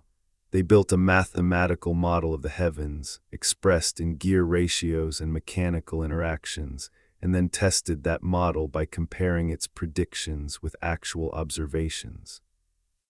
This is, in essence, the scientific method: observation, model building, prediction, and testing. The mechanism shows us that this method was already being practiced in a sophisticated and systematic way more than 2,000 years ago. The mechanism also embodies a particular philosophy of nature, a belief that the natural world operates according to regular, predictable laws that can be captured in mathematical form. This belief, which is the foundation of modern science, was not universally shared in the ancient world. Many ancient cultures believed that the natural world was governed by the whims of gods, spirits, or other supernatural beings, and that natural events were fundamentally unpredictable. The Greek philosophical tradition, and particularly the tradition of mathematical astronomy that produced the Antikythera mechanism, represented a radical departure from this worldview. It proposed that the natural world is rational, orderly, and comprehensible, and that human beings, through the exercise of reason and observation, can discover the laws that govern it. The Antikythera mechanism is the physical embodiment of this revolutionary idea. Now let us consider some of the most recent and most exciting developments in the study of the Antikythera mechanism. In the years since the publication of the Antikythera mechanism research project's major findings, new research has continued to refine and extend our understanding of the device. Advances in imaging technology, mathematical modeling, and computational analysis have opened up new avenues of investigation and have led to new discoveries. One important area of ongoing research is the attempt to decipher the remaining inscriptions. Despite the remarkable progress made by the research project, significant portions of the mechanism's text remain unread, either because they are too damaged to be deciphered or because they are hidden in fragments that have not yet been subjected to CT scanning. Efforts are underway to use advanced image processing algorithms and machine learning techniques to extract additional text from the existing CT data, and new scanning techniques may reveal text that is currently undetectable. Every new word, every new phrase could potentially change our understanding of the mechanism's functions and design. Another area of active research is the mechanical reconstruction of the planetary gear trains. As we discussed earlier, the planetary displays are the least well-understood part of the mechanism, and several competing proposals have been published. Each proposal is based on a different interpretation of the fragmentary evidence, and each makes different predictions about the number, arrangement, and ratios of the planetary gears. Researchers are using a combination of mathematical analysis, computer simulation, and physical reconstruction to test these proposals and to determine which one best fits the available evidence. This work is technically demanding and intellectually challenging, and it may take years or even decades to reach a definitive conclusion. There is also a growing interest in the materials science of the mechanism. Modern analytical techniques, including X-ray fluorescence spectroscopy, electron microscopy, and neutron diffraction, can reveal detailed information about the composition, structure, and manufacturing history of the mechanism's bronze components. These techniques can determine the alloy composition of the bronze, identify trace elements that may indicate the geographic origin of the metal, reveal the grain structure of the metal, which provides information about how it was worked and heat-treated, and detect residues of pigments, coatings, or other surface treatments that may have been applied to the mechanism. This kind of materials analysis can provide valuable clues about where and how the mechanism was made, complementing the evidence from the inscriptions and the gear trains. The wreck site itself continues to be a source of new discoveries. As we mentioned earlier, modern expeditions have used advanced diving technology to explore the site in greater detail than was possible during the original recovery operation. The use of rebreathers, which recycle exhaled air and allow divers to stay underwater for much longer periods, has dramatically extended the time available for underwater work. Robotic submersibles and underwater drones have been used to survey the wreck site and to locate artifacts that are buried in sediment or hidden in crevices. Metal detectors and other remote sensing instruments have been used to identify metallic objects beneath the sea floor. These modern tools have revealed that the wreck site is larger and more complex than previously thought, and that significant quantities of artifacts remain to be recovered. One of the most intriguing questions raised by the modern expeditions is whether additional fragments of the mechanism or of other mechanical devices remain on the sea floor. The mechanism was recovered in fragments, and there is no guarantee that all the fragments were found during the original recovery operation. Some may have been missed either because they were buried in sediment, hidden among rocks, or scattered beyond the boundaries of the excavation area. If additional fragments are still at the site, their recovery could provide the missing pieces of the puzzle, filling in gaps in our understanding of the mechanism's design and function. The search for these fragments is one of the primary goals of the ongoing expeditions to the Antikythera wreck site. The Antikythera mechanism has also inspired a broader reassessment of ancient technology. In the years since the mechanism's true nature was revealed, scholars have looked at other ancient artifacts with new eyes, asking whether they might represent sophisticated technologies that were previously overlooked or underestimated. The Baghdad battery, a set of clay jars containing copper cylinders and iron rods that may have been used to generate small electrical currents, is one example. The Roman dodecahedra, mysterious 12-sided bronze objects found across the former Roman Empire, are another. While none of these artifacts approaches the sophistication of the Antikythera mechanism, they suggest that the ancient world may have been technologically richer and more diverse than we have traditionally assumed. The study of the Antikythera mechanism has also contributed to the development of new methods and technologies for the study of ancient artifacts. The microfocus CT scanning techniques used by the Antikythera Mechanism Research Project have been adopted by other research groups studying a wide range of ancient objects, from Egyptian mummies to medieval manuscripts. The computational methods developed for analyzing the mechanism's gear trains have been applied to other problems in the history of technology. The interdisciplinary collaboration that characterized the mechanism's study has served as a model for other research projects. The Antikythera mechanism has been, in its own quiet way, a catalyst for innovation in the study of the past. Let us now step back and consider the Antikythera mechanism in the broadest possible context. What does this device tell us about the human condition? What does it reveal about who we are and what we are capable of? The mechanism tells us, first and foremost, that human beings are tool makers and problem solvers. We are not content merely to observe the world. We want to understand it, to model it, to predict it.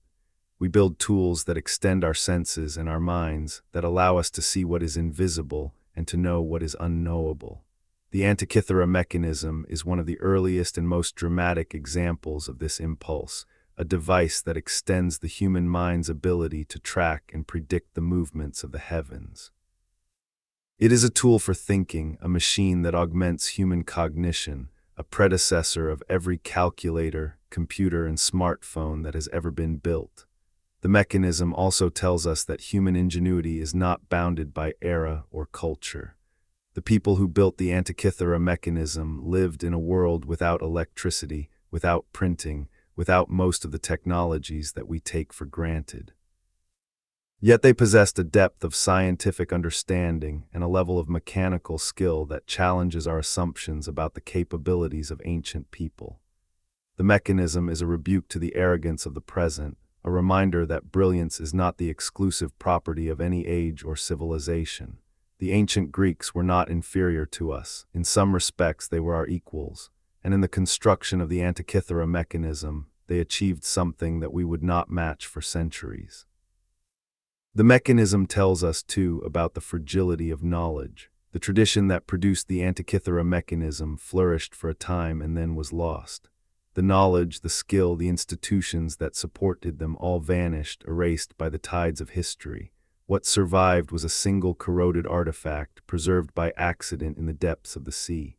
This is a sobering lesson. It reminds us that knowledge, no matter how profound, is never safe. It must be actively preserved, transmitted, and renewed, or it will be lost. The libraries must be maintained. The traditions must be taught. The institutions must endure. If they fail, the knowledge dies. And yet the mechanism also tells us about the resilience of knowledge. 2,000 years after it was built, the mechanism's secrets are being recovered, piece by piece, gear by gear, inscription by inscription. The knowledge that was lost is being found again. The tradition that died is being reconstructed. The machine that fell silent is, in a sense, speaking again, telling us about the achievements of its creators and the world they lived in. The human capacity for rediscovery is as remarkable as the human capacity for discovery. What was lost can sometimes be found. What was forgotten can sometimes be remembered. The Antikythera mechanism is ultimately a testament to the human spirit. It is a testament to our desire to understand the universe we live in, to our ability to translate that understanding into physical form, and to our determination to preserve and recover the knowledge of the past. It is a message from our ancestors, a message that says, we were here, we looked at the stars, we understood their motions, we built a machine that captured those motions in bronze, we were curious, inventive, and skilled, and we want you to know it. That message has reached us across 2,000 years of silence, through the corrosion and the darkness and the crushing weight of the sea. It has reached us because a sponge diver descended into the deep, because an archaeologist noticed a gear tooth, because a physicist refused to accept the impossible, because a team of researchers aimed X-rays at corroded bronze and read the words that had been hidden for millennia. The mechanism's gears have not turned in 2,000 years, but its meaning is still in motion. It continues to inspire, to challenge, to astonish. It continues to reshape our understanding of the past and to expand our sense of what human beings are capable of achieving. It continues to ask questions that we have not yet answered and to suggest possibilities that we have not yet imagined. The story of the Antikythera mechanism is not finished. New fragments may still be recovered from the wreck site. New inscriptions may still be deciphered. New gear trains may still be reconstructed. New technologies may reveal details that are currently invisible, and new generations of researchers, inspired by the work of Price, Wright, Freeth, and their colleagues, will continue to probe the mechanism's secrets, pushing the boundaries of knowledge and understanding ever further.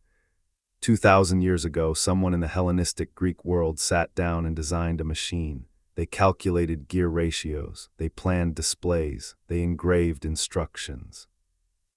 Then a craftsman or a team of craftsmen took bronze sheets and began to cut.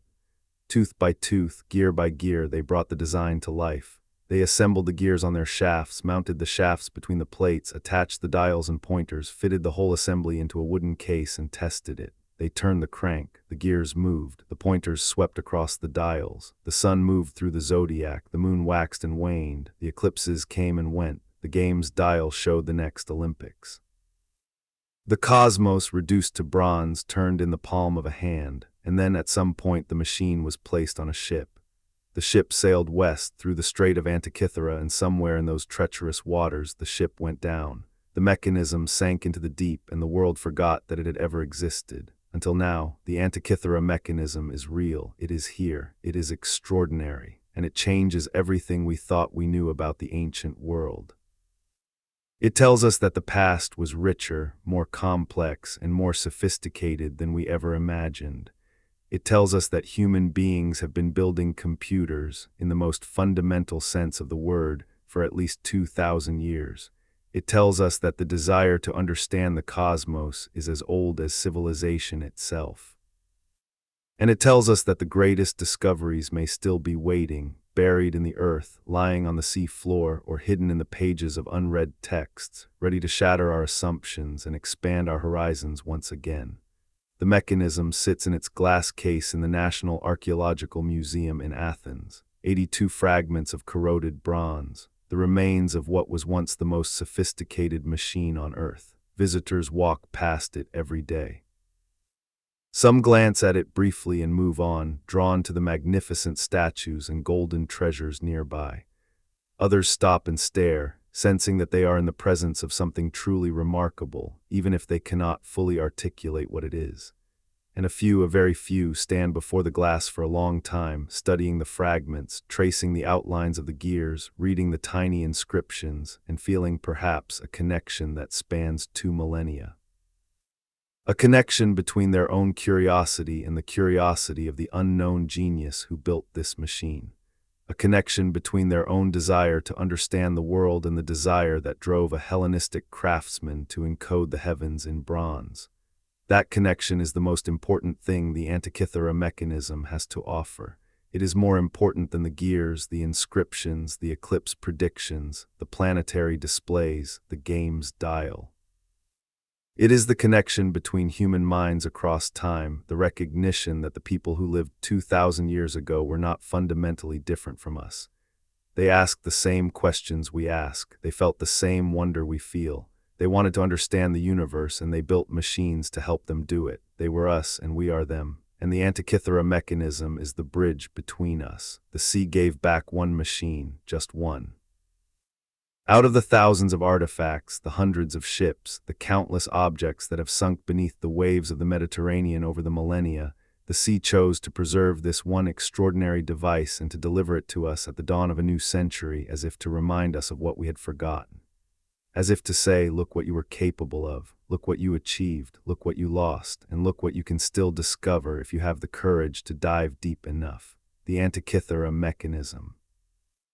30 gears of bronze, 2,000 years of silence, and a message from the ancient world that we are only beginning to understand. The gears are still, the crank is motionless, the pointers have long since corroded into shapelessness. But the idea that drove their creation, the idea that the cosmos is knowable, that its patterns can be discerned, modeled, and predicted, that idea lives on. It lives in every telescope pointed at the sky, in every satellite tracking the movements of the planets, in every computer modeling the dynamics of the solar system, in every scientist, engineer, and thinker who looks at the world and says, I want to understand this, I want to build something that captures this, I want to hold the universe in my hands. The builders of the Antikythera mechanism would recognize this impulse. It is the same impulse that drove them to their workbenches 2,000 years ago. It is the same impulse that will drive human beings to explore, to discover, to invent, for as long as our species exists. It is the impulse that makes us human, and the Antikythera mechanism, corroded and fragmented and silent though it is, remains its most powerful and most ancient expression. This is where we leave the story, not because it is finished, but because it is ongoing. New discoveries await, new mysteries will be uncovered, new theories will be proposed, debated, and tested. The Antikythera mechanism will continue to fascinate, to challenge, and to inspire for generations to come. 2,000 years ago, someone built a machine that captured the cosmos. The machine was lost, the knowledge was forgotten. The tradition died, but the machine survived, preserved by the sea, waiting in the darkness. And when it was finally found, it told us something extraordinary about who we are and what we are capable of. It told us that the stars are within our reach, that the patterns of the universe can be decoded, that human hands can build what human minds can conceive, that no challenge is too great, no mystery too deep, no question too vast for the human spirit to tackle. The Antikythera Mechanism did not just predict eclipses, it did not just track the moon, it did not just display the positions of the planets, it demonstrated something far more profound. It demonstrated that the human mind, armed with observation, reason, and skill, can build a model of the cosmos itself. It demonstrated that we are not passive observers of the universe, but active participants, creatures who seek to understand, to predict, to control, and to create. It demonstrated that 2,000 years ago, someone looked up at the sky and refused to be content with mere wonder. They wanted understanding, and they built a machine to achieve it. That machine is the Antikythera Mechanism, and its story, like the cosmos it modeled, has no end. It spirals outward, ever expanding, ever revealing, ever astonishing. From a corroded lump of bronze in a museum basement to one of the most studied and admired artifacts in the history of civilization.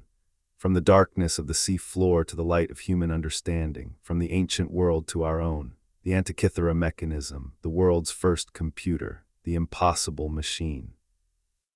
The message in the gears and the most extraordinary artifact ever recovered from the ancient world. The gears are silent now, but they have told us everything we need to know. We are builders, we are thinkers, we are seekers, we have always been, and we always will be. The Antikythera Mechanism is the proof.